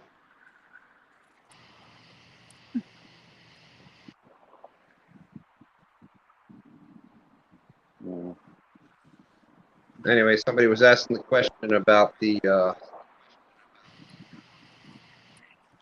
if the bigger ones are on spawn longer. They're all, you know, it's not a set. They'll go off. The spawn. You'll have a main spawn, but you'll have some that start before others. You'll have others that finish before others. And basically, like Don said right there, catfish males guard the eggs until they hatch.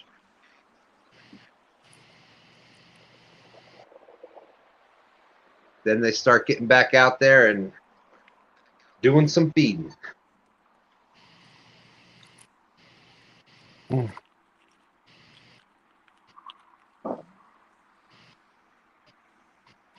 another fact about gar that a lot of people don't know, you know, a lot of times we'll catch fish and if you go to clean them, and they'll have like egg sacs in them, and they'll have the roe in there, and we'll cook those eggs up, and you know, just roll them into cornmeal or whatever fish batter you're doing, and drop them in a fry. And those eggs are good, but with gar, do not eat gar eggs because they are somewhat toxic. Really? Yep. That's a good point. Good information to know there. Yeah. Gar eggs are toxic.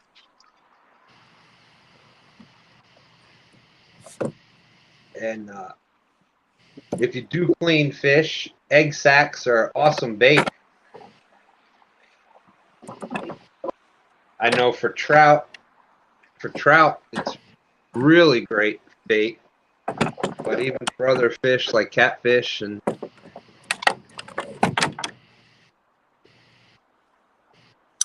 now you probably have to use like the spawn sack to keep them on the hook, but they are awesome bait.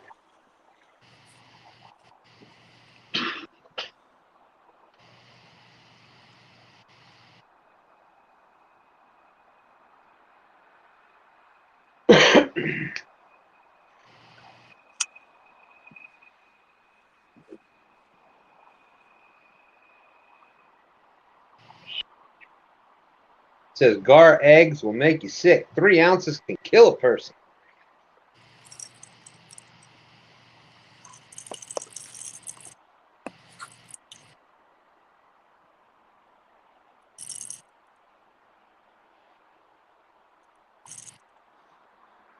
Don R says gar have an organ no other fish have is a lung. Thank you, Annette, for dropping everybody's link. Don't snakeheads have lungs?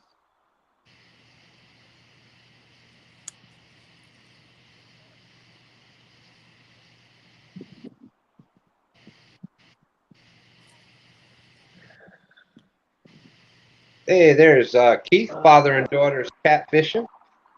Says chickens love fish egg.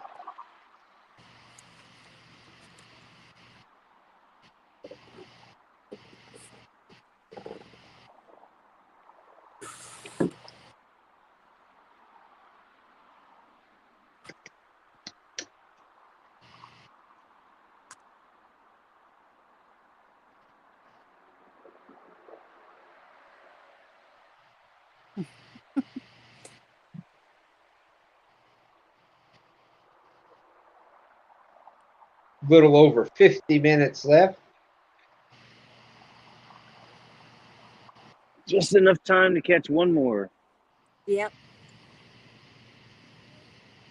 Or to catch one. It is still anybody's game. Still anybody's game. Curtis is currently in the lead.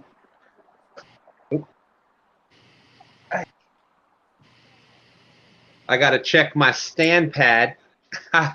Not an iPad, a stand pad. You got Curtis in the lead, 34 points. He caught a 17-pound flathead. Remember, flathead challenge. Flatheads are worth 2 points a pound. Yep. So Curtis is at 34. Danny Stone caught a 7-pound flathead, which is 14 points. And a 12-pound blue cat puts Danny Stone at 26. And like we said, Fonz caught a bless your heart blue cat for 1 point. And that is currently the current score.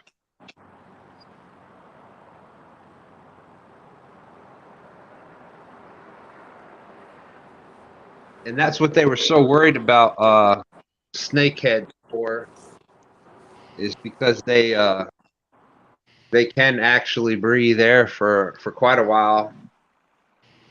And they once thought that they would travel over land to get from one body of water into the next one. Yeah.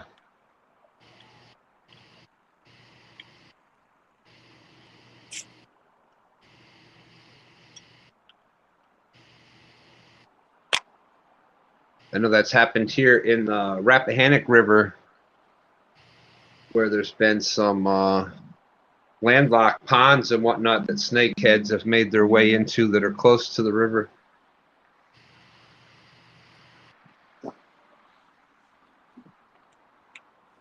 Yeah, when I caught the first one, the bigger one the other day, I actually lost it. He spit the hook out, and it's like a little brook. I mean, it was very, very shallow water, maybe 3 or 4 inches at best. And he went right from being in the water, he just made his way right back up and right into the deep pool again. I was like, are you serious? This fish is, and he did it all calm, and he, wasn't like flopping around. He just like moseyed on along. I'm like, you've got to be kidding me. I had no net, no nothing. But next time I came prepared. I had a net. Got that sucker. I actually gave it away to some landscapers that were in the air by my house. I stopped. I'm like, hey, do you guys eat snakeheads? And then they're like, fish? And I'm like, yeah, snakehead. They're like, okay. So they just took it. Yeah, well, the snakehead is supposed to be absolutely delicious. I'd like to try it. Now, how big of a fish should you take and eat as far as a snakehead? Because the one I got that's still in there and left for me to catch, he's probably about 2 feet long, somewhere around there. Around 2 feet, something like that. Well, if you ask the DNR, they'll say all of them. But yeah, no, they I mean, that's how they got here, was actually food purpose in the a lot of the ethnic markets, and they would actually sell them live. Mm. And they would actually sell them, you know, live, and they'd be out of water and still alive.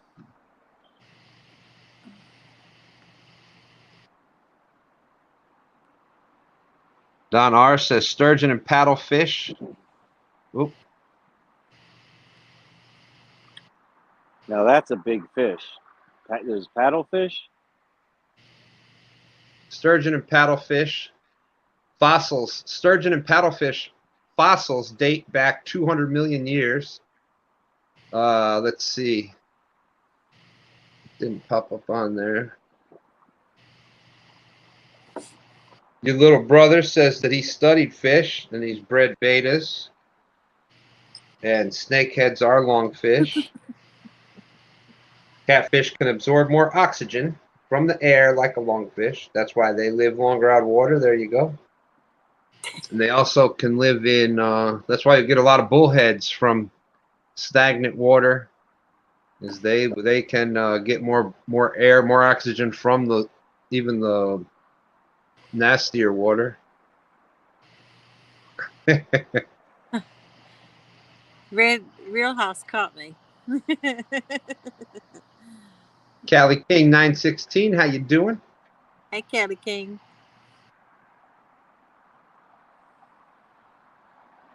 That's right. Real House saying, "Wake up, wake up!" I was getting close to it. Jody, don't take a nap on the dock. You might fall off. Nah. Thank you, Annette. Annette saying, please don't forget to smash the thumbs up. Thanks, y'all. All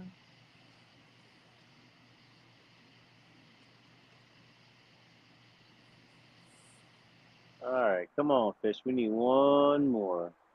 Come on, fish. Just give me one. I'm good.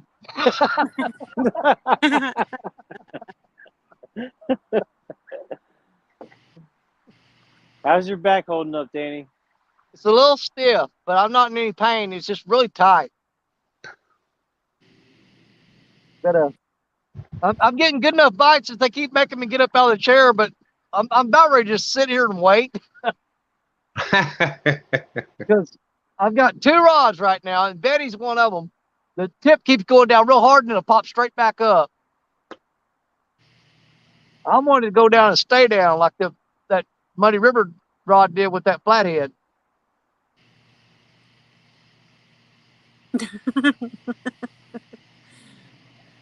I was just resting a second.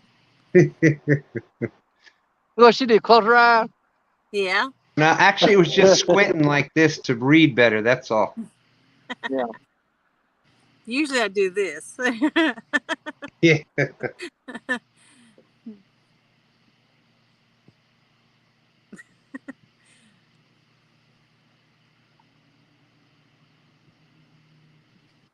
There's nothing for me to get up and do. I just got to sit here and watch my poles.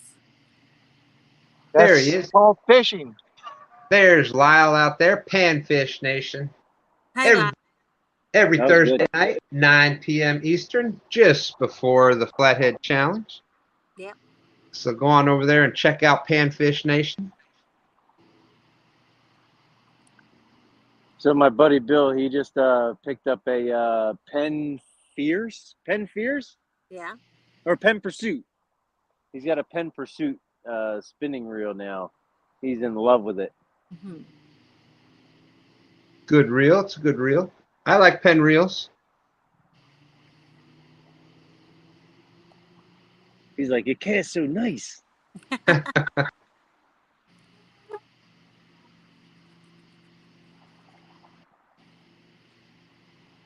Also, Lyle was on.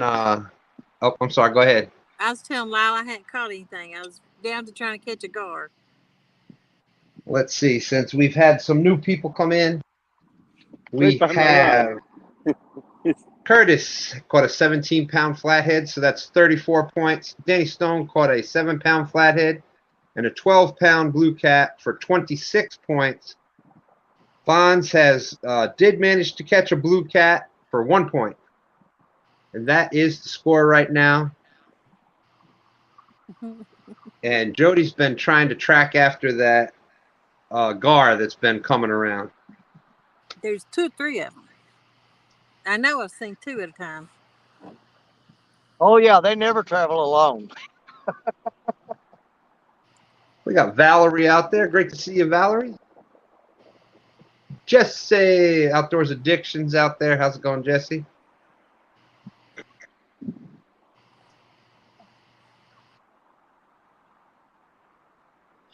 And just another reminder, for those that haven't heard, Epic's oldest son died in a car crash this week.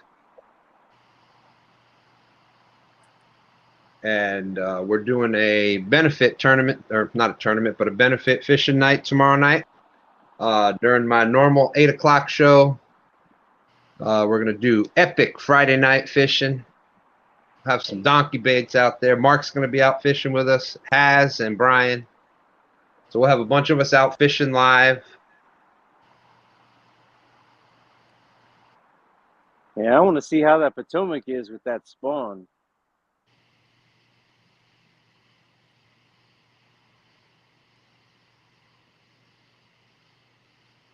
That should be pretty interesting.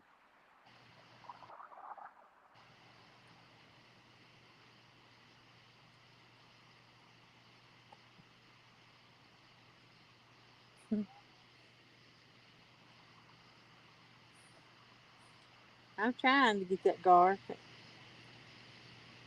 I'm trying to get anything.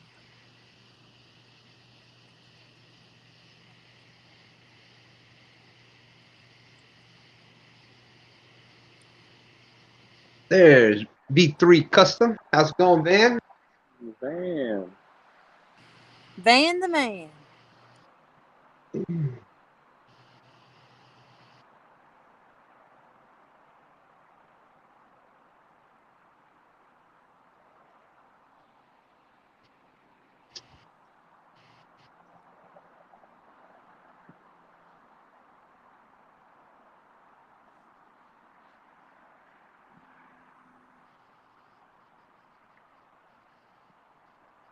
G-Style Fishing is saying, Catfish Curtis, put that chunky rod to work. Fish caught on it. Chunky. Fish caught on it. Chunky weight scale. That was a 45-pound flathead then. There you go. There you go. I love the chunky weight scale. Chunky style. It's about 50 pounds.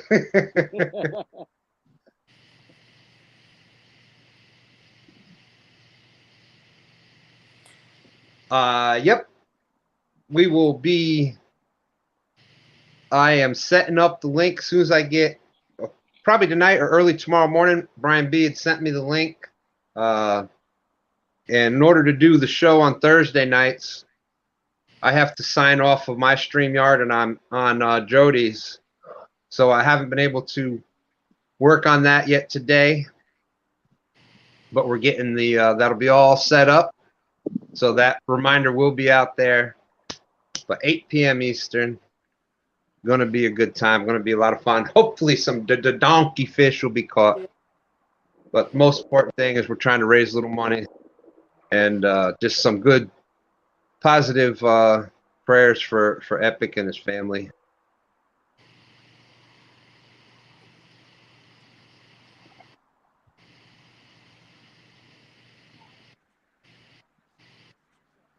Van is saying, Jody, catch a shark. It's my shark symbol. That's code. Oh, no, on this rod. I'm after you. Oh, and that it's all through the PayPal link, so it will go directly right to him. It's Epic's link, and they can start using that immediately. Yeah.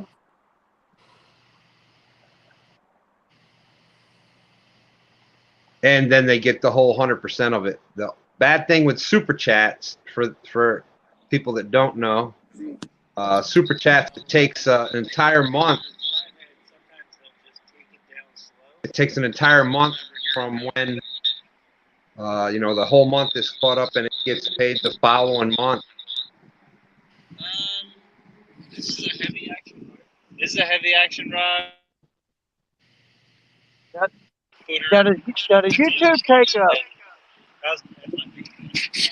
Does YouTube take a portion of your super chat, a percentage? 30-some%.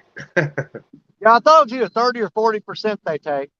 Yeah, and it varies. It varies, but yeah. So let's say if like trying to raise money for that. I'm going to get up and stand. Trying to raise money for that.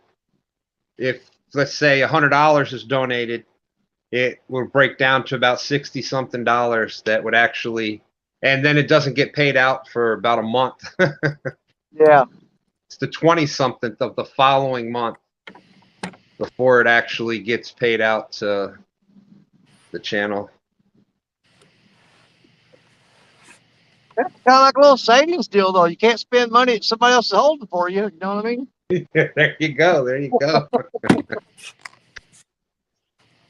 But, people say, oh, 30%. But, that's where we're doing it as a, donation where we're trying to help somebody raise some money. That's, different story.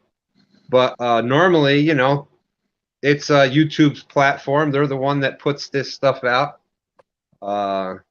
None of us would actually be here without YouTube actually being there. So I get it. They have to make some money, and that's how that works. And that thought crossed my mind. YouTube's making money off anybody that's monetized. So it's kind of odd that they make you jump through all the hoops that you have to get monetized. You'd think they'd be wanting everybody monetized, because anybody monetized, they're making money off of them. Yeah, but here's the thing. What happens is once these streaming things actually started going through, is they tried to do it so that a person actually worked towards it, and they did the videos and things, because remember, used to have to hit the 1,000 subscribers before you could even do a live on YouTube. Yeah. And so they try to keep it. They're going to make more money if they have 50 to 100 people watching one show as opposed to 50 shows with only like 2 people watching. That's true. Yeah. Yeah, because you're dealing with chump change then. Then it's right, and it costs them more, and they make money on advertising. That's why when you're monetized, you have to sit through the ads when the thing starts and when you watch the videos. So a company isn't going to want to pay as much advertising for a show that's only got 2 people watching it. Yeah. So that's kind of what I've tried to learn about it. So well, 2 days ago, I broke my 8,000 watch hours. I'm at 8,079 now. Congratulations. Now I've got 8,000 watch hours and only 825 subs. There you go. That should tell you something.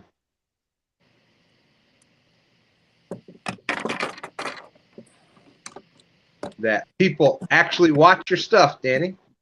Well, they really want to see me get hurt. They go, I know something's going to happen. Something's going to happen. You got to watch. It's going to happen. Yeah, you little brother, I have the, hey, Jay Fox, how's it going? The PayPal link, I have his PayPal link. It's going to be posted.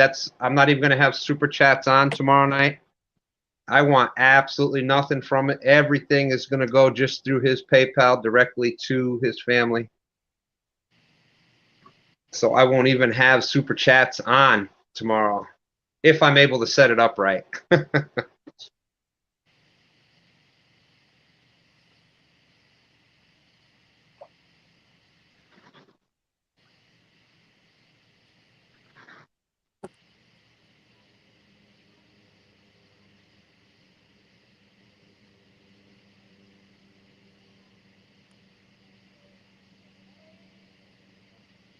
Okay, we have just over 30 minutes left. Still anybody's game.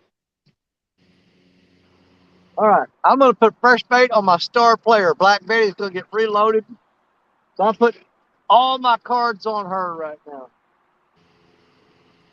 I don't blame you. She's came through for you before. Oh, yeah. Great to see Jay Fox out there. And Lyle. You're good, Curtis. You're unmuted.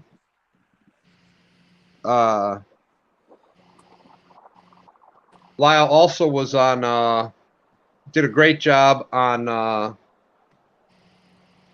Patriot James' show the other night.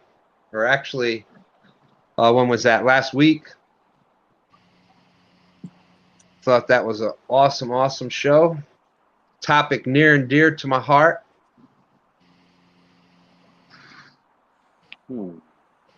Really do believe it is up to us to be. That's where everybody can make it. Everybody can make a difference. We can all be the catfish ambassadors out there. If each and every one of us do the right thing, that's where it starts, and you know, it goes from there. So.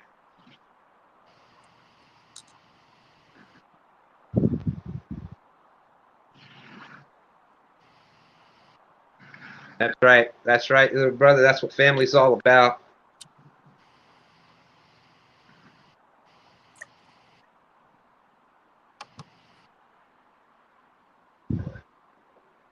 So yes, we'll be live epic Friday night fishing tomorrow night, 8 p.m. on my channel. Having some donkey baits out. Probably be using some of those Wildcat rigs with those 10-aughts on there.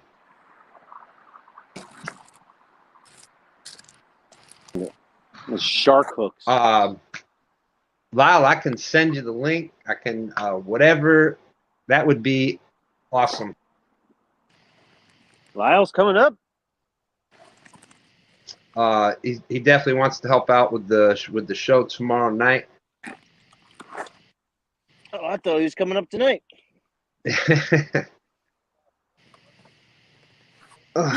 Bed watching TV.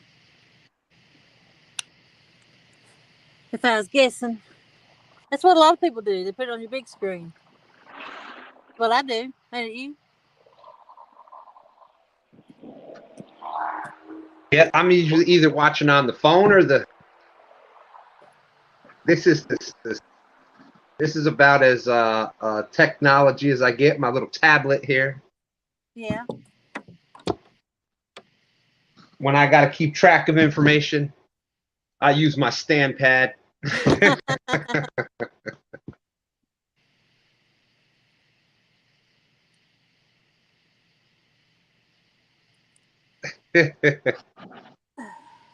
No, I understood what you meant, Lyle.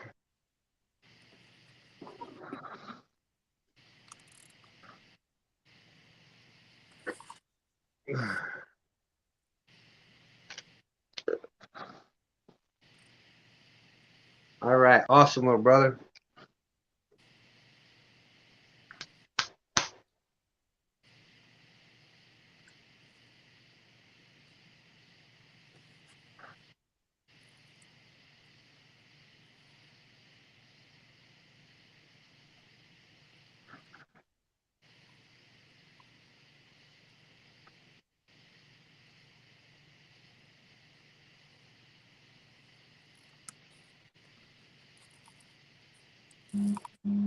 There you go, Brokeback Bob. Drop your little brother's link.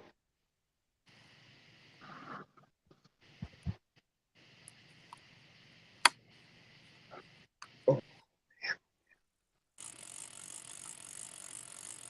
Right, 29 minutes left. Like I said, still anybody's game. Curtis is at 34 points. So, and Danny's at 26. So all Danny needs is a little over 4 pounds. Anything over a 4-pound flathead, or an 8-pound, over 8-pound blue cat or channel cat. Curtis is saying no. Cool Cats and Jody all they need is a nice big blue cat or anything over 17-pound flathead. It could still happen. You never know. 29 minutes left.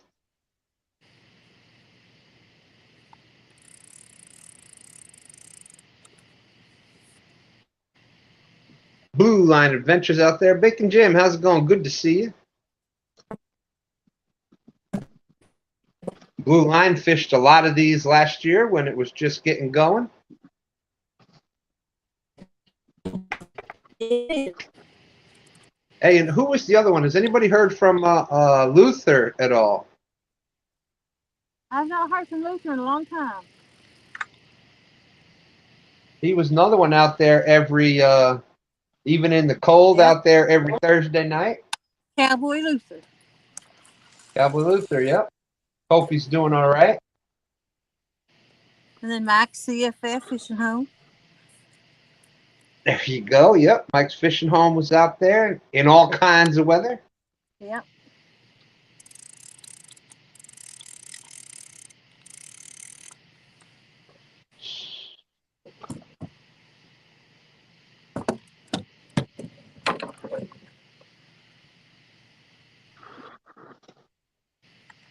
It's too bad. We were supposed to have our good friend, Mr. John Parker. We were supposed to have the professional catfish angler up tonight. But on the way out to the spot, his screw was loose. The wheel fell off the wagon. I got a chuckle. You notice I got a chuckle. I got to laugh out of myself on that one. Ain't there a song about that? There has to be a song about a wagon wheel. I made myself laugh on that one. I'm sure there is. I'm sure there is. I was saying the screw loose, and I was going to say, isn't there always a screw loose? But I'm bummed. But I say that with much love to Mr. John. But yes, he was supposed to be out here, but I guess he had an issue with the wagon. Dana had to go the wagon up, and hopefully that's all. I don't know if Bob or somebody has spoken to him, but he's just had a horrible time here with that. I know our prayers go out to him. He had recently lost his beloved dog Murphy. Yep. Unexpectedly, so what a heartbreaker there. Yeah, and everybody loved Murphy. That dog was freaking famous for that dance video. Man, that dog's going to be remembered for a long. You'd be remembered more than a lot of people are. You talked about being YouTube famous. I do not know how that didn't go viral. I do not know how that did not get picked up and just ran. That was, yeah. You know, if John wasn't funny enough, yeah, and then Murphy coming out just, I know you're in a dance competition, and your dog outdoes you by coming up there twerking. I mean, good grief, man! I mean, that's solid gold, man. That's a new dance move. Do the Murphy. Do the Murphy. That's right. He all fours to do that one though. He definitely finished it with a bang. That's for sure. That's what we can put J-Dog up to do the Murphy on all fours. Brokeback Bob said he hasn't heard a word from him. Well, I hope they're all right. You know, that was one of the things I was most excited about was that John Parker was going to be on here tonight. I mean, we've had a great time. I mean, we've had a good time. But I was really looking forward to John being on here. Well, it would have only been half as good because Dana wasn't with him. It would have only just been him. So, you know, that's okay. But, it's not the whole show. Well, it's not telling what John would have done with that Dana controlling him. That's what I'm thinking. I'm thinking, you know what? How much trouble could John get into when Dana's not there to save him? It would have probably been freaking hilarious. As long as he didn't get hurt, As a person that has fished there with them both together, even when the camera's not going, she is keeping him in check.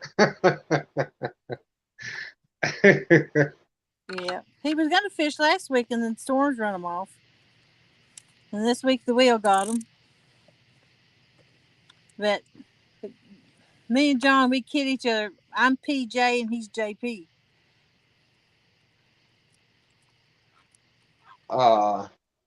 Brokeback Bob said Dana was on here earlier. I had to cut out. I had a couple of things come up that I had to take care of, but said Dana was on earlier, said they were trying to find a spot. Oh. Well, they still got 23 minutes. You never know.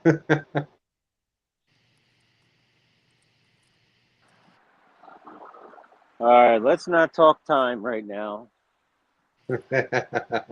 I made a mess. I did bird nest this one. Curtis, you act like you're in the lead, waiting for this to just... He's letting that clock run out. Yep. Gonna blow up on me. I know it. That's usually what happens. Danny's gonna come out with some... Well, that's what I'm saying. For every minute that I've got a rod in the water, that's a minute you need to worry about. But I really don't think you have anything to worry about. I think you're going to be okay. That's what I said last time. Then who was that? Snagging Whiskers came out of nowhere. Hey, you got the official Danny Stone prediction when you showed up. So you just need to believe in that. I believe. I told you what was going to happen, and you know what? You're going to have to trust me. I believe I can fly. I believe I can touch the sky.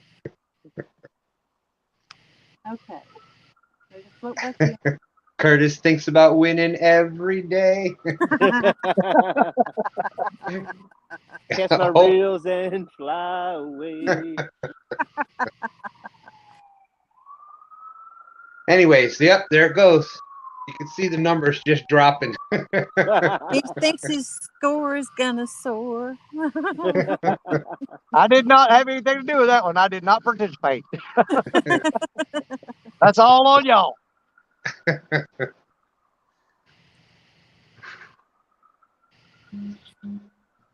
Well, at least it didn't turn to food. You know, normally if the fish aren't biting, it always turns to food conversation somehow. So at least nobody brought food up. Well, Buck ain't got started yet. That's usually a Buck thing. And great job, Annette. Annette's been dropping the links all night long. Thank you, thank you, thank you. That's much appreciated. Believe me, I can vouch for every person up here that they do catch fish.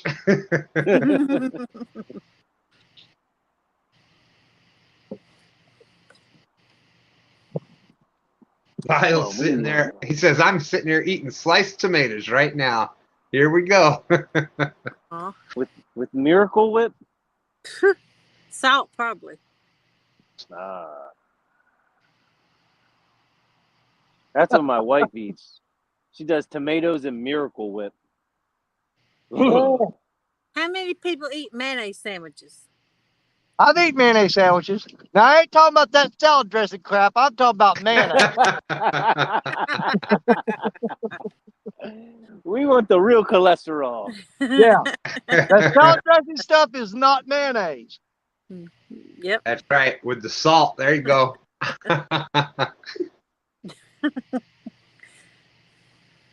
Lance is saying, month and a half, but man, I'm excited about getting out of. Man, I got some good trips coming up.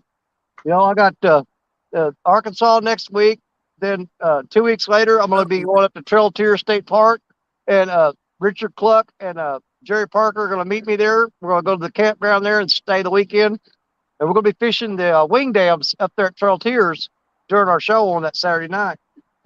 But in a month and a half, we are going to be in Florida, and I'm definitely going to be targeting sharks.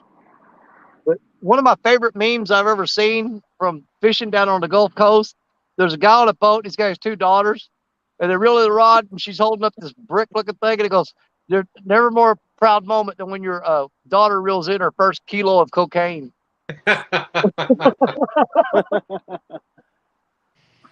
There you go, Danny.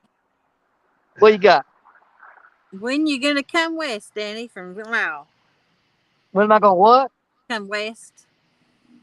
Lyle wants to know. Panfish Nation Lyle wants to know when you're coming west, Danny. No, I'm gonna let I'll these have to ride. schedule that. I thought I got. Probably when gas prices go down. Left rod might get tapped too. So let's see. What is this year? 20. When's the next elect? I'm only kidding. Well,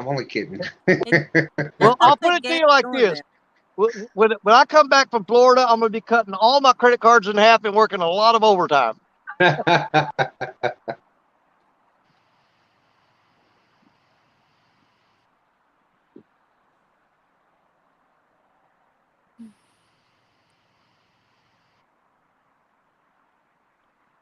You know, and then if we're talking about mayonnaise, of course, that debate always is going to go to Duke's or Hellman's. Oh, yeah. Oh, yeah. Where I live, it's JFG. JFG, that's another local one there. Yeah. Well, lately for me, it's been that yellow one with Always Save on it. I can't afford that real stuff. We're making cutbacks left and right. There's a whole lot of yellow boxes in our house. Yellow box with a black lettering. Hey, nothing wrong with that. Nothing wrong with that. You remember the white, the no-name stuff back in the day? It was just a white label with black lettering. Yeah. It's almost like that government stuff. Did you guys have a Pathmark? What? Did you guys have Pathmarks? Is he saying Pathmark? I'm not eating dog food. I'm not that bad off. Yeah. No, Path. No, he's saying Pathmark. Okay, I don't have those. I believe that's a Northeast thing. I believe that's a Northeast chain. Yeah, we had back in the day, No Frills. It was called No Frills stuff. Well, even before that, like I said, it was the white labels, and they got real creative too. Like when you bought the white label, the no-name beer, it was a white label with black lettering on it that said beer. Yeah. That was it. And cheese was cheese. Yep. Those were the good old days. When we grew up, we lived way out in the country, and I mean, we were poor as church mice. But man, you'd go get that. You'd get that like it's a half moon cheese, but it'd be a big long, like I think like it was 3 feet long, block of cheese. And it was a Longhorn, that Longhorn cheddar. You couldn't cut that stuff with a chainsaw, but it made a best grilled cheese sandwich you ever ate in your life. Yeah. That's right. You had to take piano wire to finally cut it. Exactly. I mean, seriously, you couldn't cut that cheese with a knife. You'd break the handle off of it. Oh.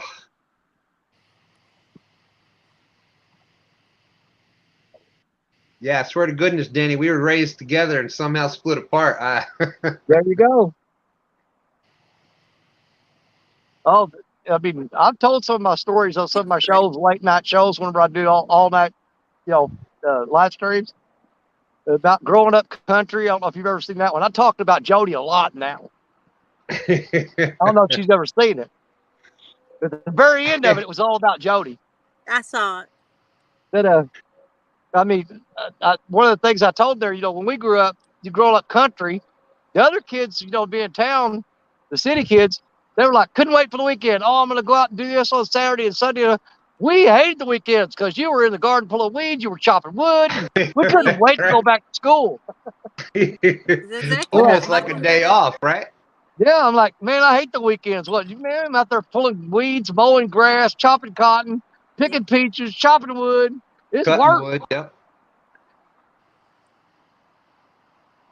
You see my partners talking smack about me, Steve and Lyle? What? Your partners? Yeah.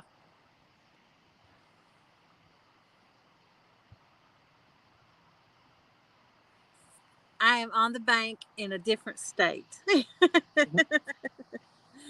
And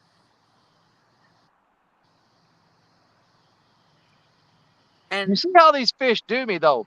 I got here right off the bat, 2 fish back to back, and I'm thinking, oh my God, it's going to be one of those nights. I'm going to be stacking them up like cordwood. Nope. They do that. That's a head game. Here's 2 fish for you. Now, wait for Curtis to show up, and we're going to say, screw you. You are done. Yep. I mean, you're reeling it. You're holding one fish in your hand. You look over there, the other rod's bent down. It's going to be a great night. And then it just shuts off like a light switch. Like that. Like you snap your finger. Yep. Steve Adams says commodity cheese and commodity peanut butter was the best. But we used commodity powdered milk to line off the baseball fields. You remember the silver cans of peanut butter that just said the black letters peanut butter? And when you open up, all the oil was on top? And you had to stir it up? My grandmother used to make peanut butter cake out of that. Yeah. It was like really dry because all the vegetable oil was settled on top. You know what I'm talking about. Oh, without a doubt. Yeah, it was about a good inch of oil on top. Yeah. Oh, yeah. I retired, Rick. I make a homemade peanut butter cake, peanut butter icing. It's really good, really rich. They gave you an option. Did you want chunky or smooth? You want it smooth? You just stir in the oil. And there's Take That out there. Okay, so what's the partner thing? What am I missing? On Hog Legs this morning, Lyle come on and mentioned doing a fun fishing day. And me, him, and Steve Adams is on the team. Jeremy Tournament Cats, Pork Chop, and Jeremy's brother, Swamp Donkey's on the team. And another team is Kenneth Powell, Takedown, Van 3, and I think Quiet Man Curtis. And it's going to be who was on the last team? Kenneth Takedown Powers. He helps Hog Leg host. And then Van 3. Oh, I thought you were saying Stand 3. No, Van. Quiet Man Curtis. V3. V3. Hog Leg's going to host it. And you're going to win by most Jody, fishing. are you going to be on the boat? Yep. Okay. 2 boats and 1 bait person. Oh. And we're going to wear it out. And it's day fishing. It's early morning. Well, it's going to be up to Jeremy and Swamp Donkey to catch everything. With Pork Chop? Hey, Pork Chop, one way to look at it is Pork Chop is due. Well, yeah, they better hope that Pork Chop curse don't catch up with them. I'm telling you, that boy's got a black cloud hanging over his head when it comes to fishing.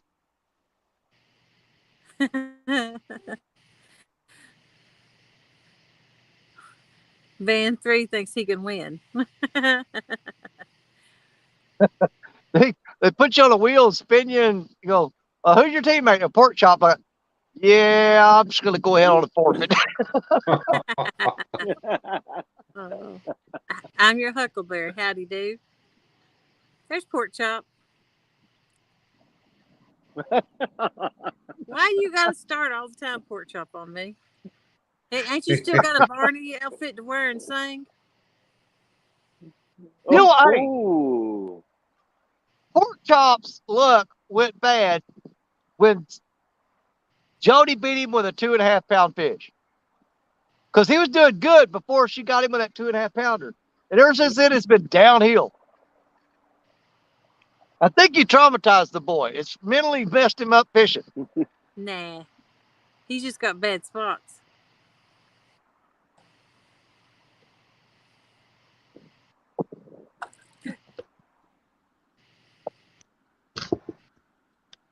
Yeah, well, spotty fish that time looked like a farm pond.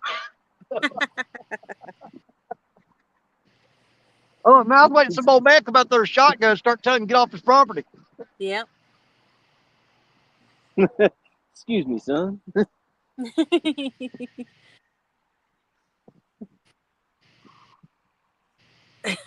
That's right, Lyle.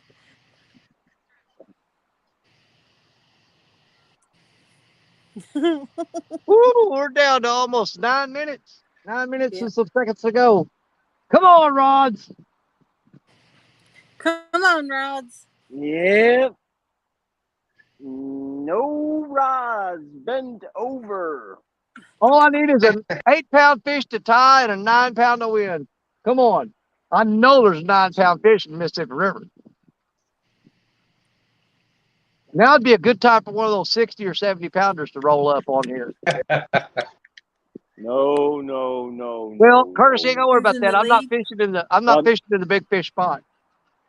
Retired Rick, let me get my stand pad here. Okay, we have Curtis in the lead at 34 points. He had a 17-pound flathead for 34 points. Danny Stone is in second with 26 points. So he's only 8 points behind, which, like he said, that's all that is a 5 anything over 4-pound flathead, and Danny is in the lead. And he caught a 7-pound flathead and a 12-pound blue cat. So Danny's in second with 26 points, and Fonz caught a bless your heart blue cat for 1 point. So that's the score right now, with just, let's see, we have 8 minutes left right now as we're speaking. 8 minutes left. Oh, I want to see a rod bend over and give Curtis a heart attack. I don't think I'm so confident. I'm throwing out my last 3. Yeah, if I get a takedown and the fish hooks up, you guys don't worry about full screen and me. I want full screen on Curtis so we can see his face. I don't think he could take another last-minute loss right now. I really don't. I think that would. I think we might see the padded wagon and the vest showing up for him. I'll be traumatized. Lyle's saying, "Come on, Jody, you can do it."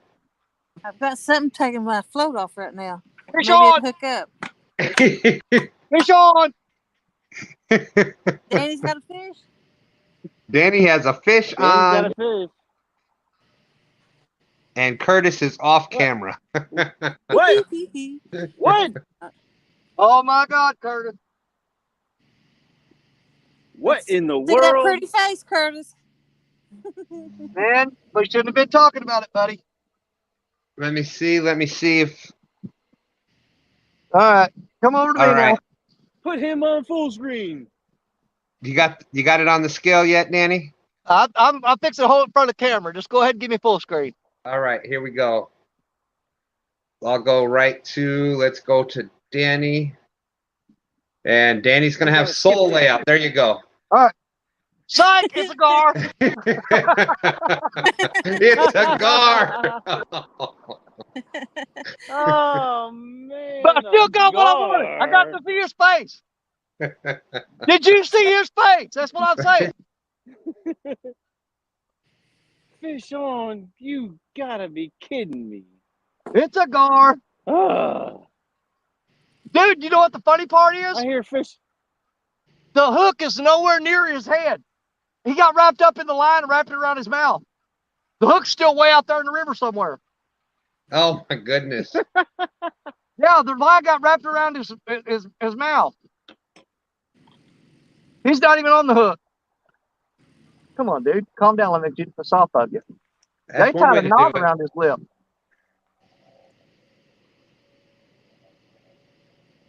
I'm trying to get that off. Man, I was almost regretting throwing my last baits away.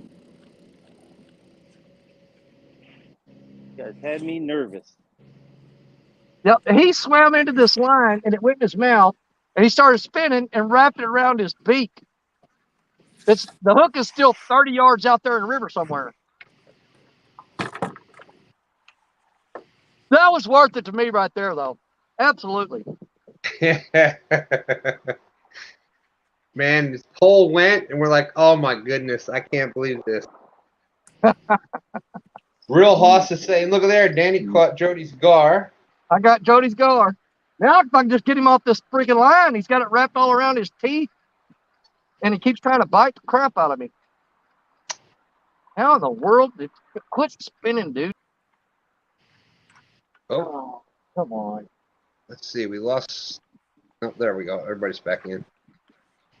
And everybody out there, don't forget, we do the Cats and Carp Challenge every Sunday morning, stand day morning on 2 stands on our channel.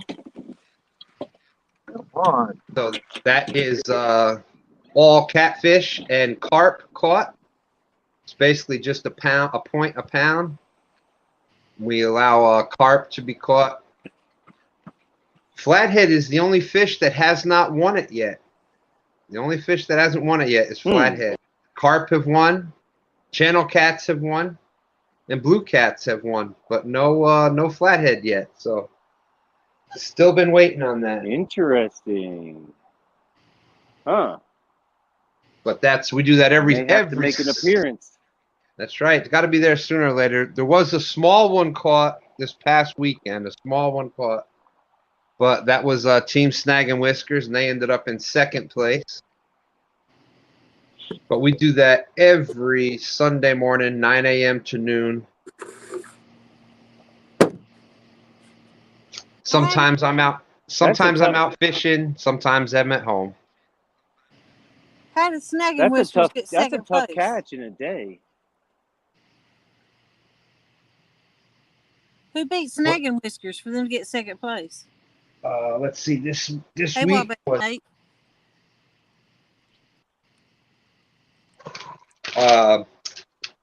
Mac Fishing. Okay. Big Mac had a bunch of. He caught some really big carp. He ended up with a 20-pound carp. Because Team Snag and Whiskers was winning it. It was going back and forth.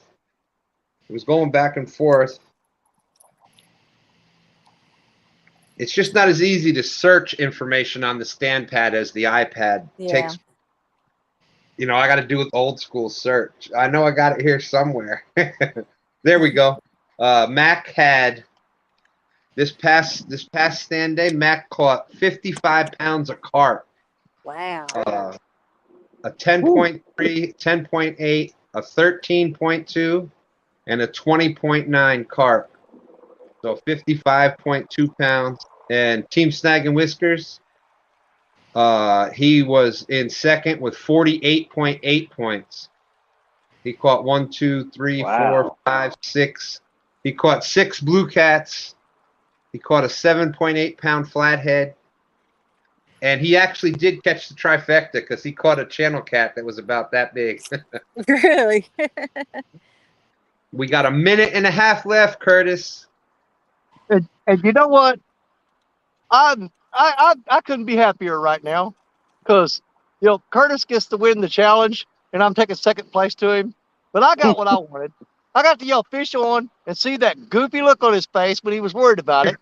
So, to me, okay, he won the challenge, but I won what I wanted. I got what I wanted out of it. I got to catch a couple of nice fish, and I got to see one of my friends panic for a second. Panic wasn't the word. And Danny, y'all know how I feel about 2nd place. So congratulations on that awesome, amazing 2nd place finish. Hey, anybody can go out there and win it, but to actually come in 2nd, that takes some skill. Mm-hmm. Yep. Absolutely. You got to jerk a lot of hooks out of fish's mouth and not hook up to keep that spot. And I didn't lose a rig tonight, which is great. I set the hook on like 3 fish trying to get them in because I got panic mode. I got this fish. 15 seconds. I gotta get it, and I would reel down on him, and I should have waited. And I guarantee you, there was at least 3 fish that I would have had in. 10 seconds. 8. Calm down 7, and waited. 5, 4 seconds. Come on, is anybody hooking up? 2 seconds. 1 second left. Boom, boom, boom, boom. Curtis is the winner. Congratulations, brother. Boom, boom, boom. Man. Yep. Hey, look here. I catch 2 fish before he even shows up. And then he comes in, catches 1 and goes, whatever. Yep.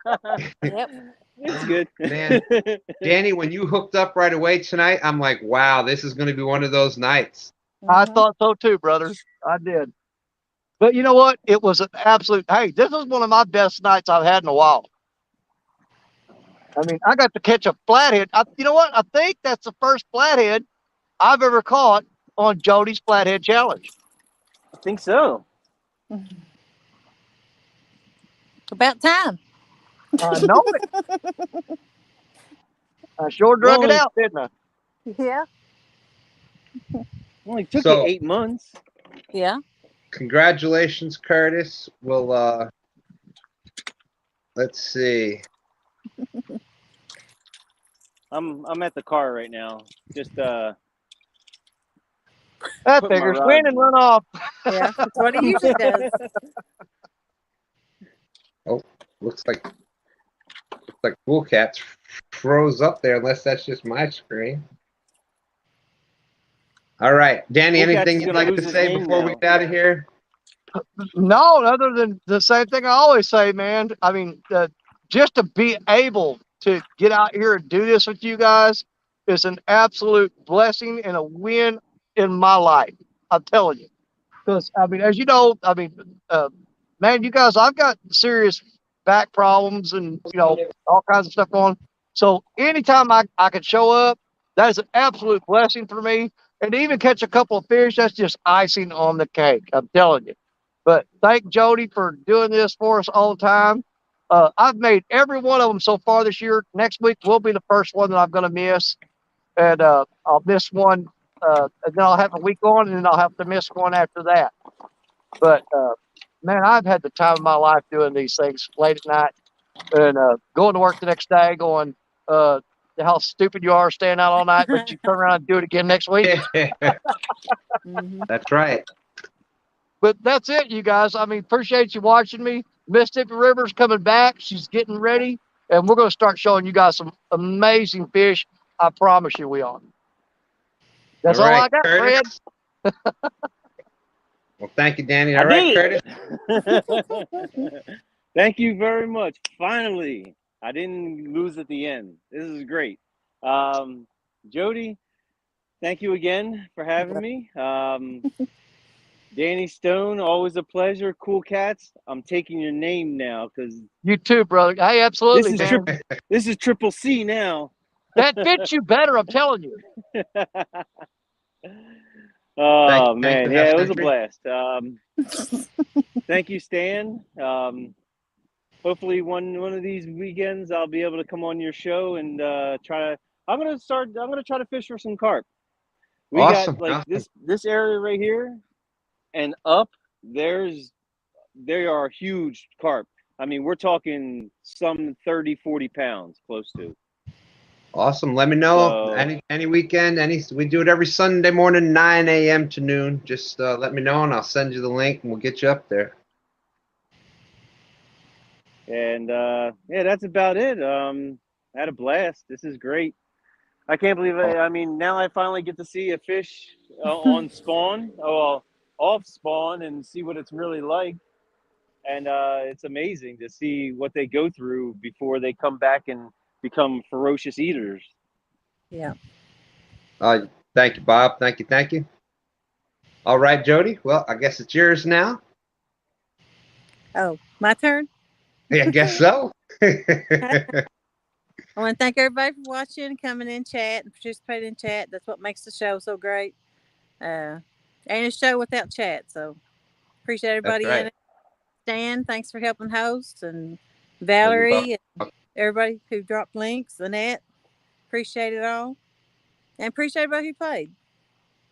You know, yes, without everybody, it's definitely a team effort. Jody, happy birthday to Ashley. Yeah. Don R, happy anniversary, 50 years out there, amazing, amazing. Thank everybody in chat. Now, remember, tomorrow night, 8 p.m. on my channel, we're doing the Epic Friday Night Fishing, trying to raise some money, help Epic out there.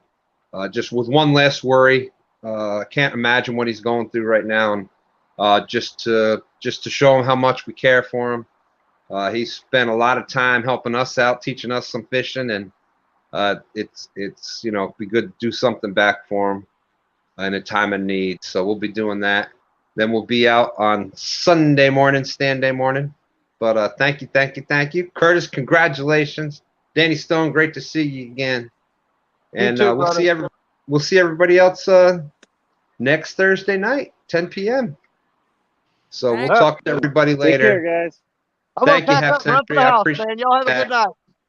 And yeah, I'll be making a thing with Epic's link on it for in the morning, so you can share that out. And I won't even have the super chat won't be on. It'll be a PayPal link. Everything goes directly to Epic. So deuces. See y'all tomorrow. All right. Bye, y'all.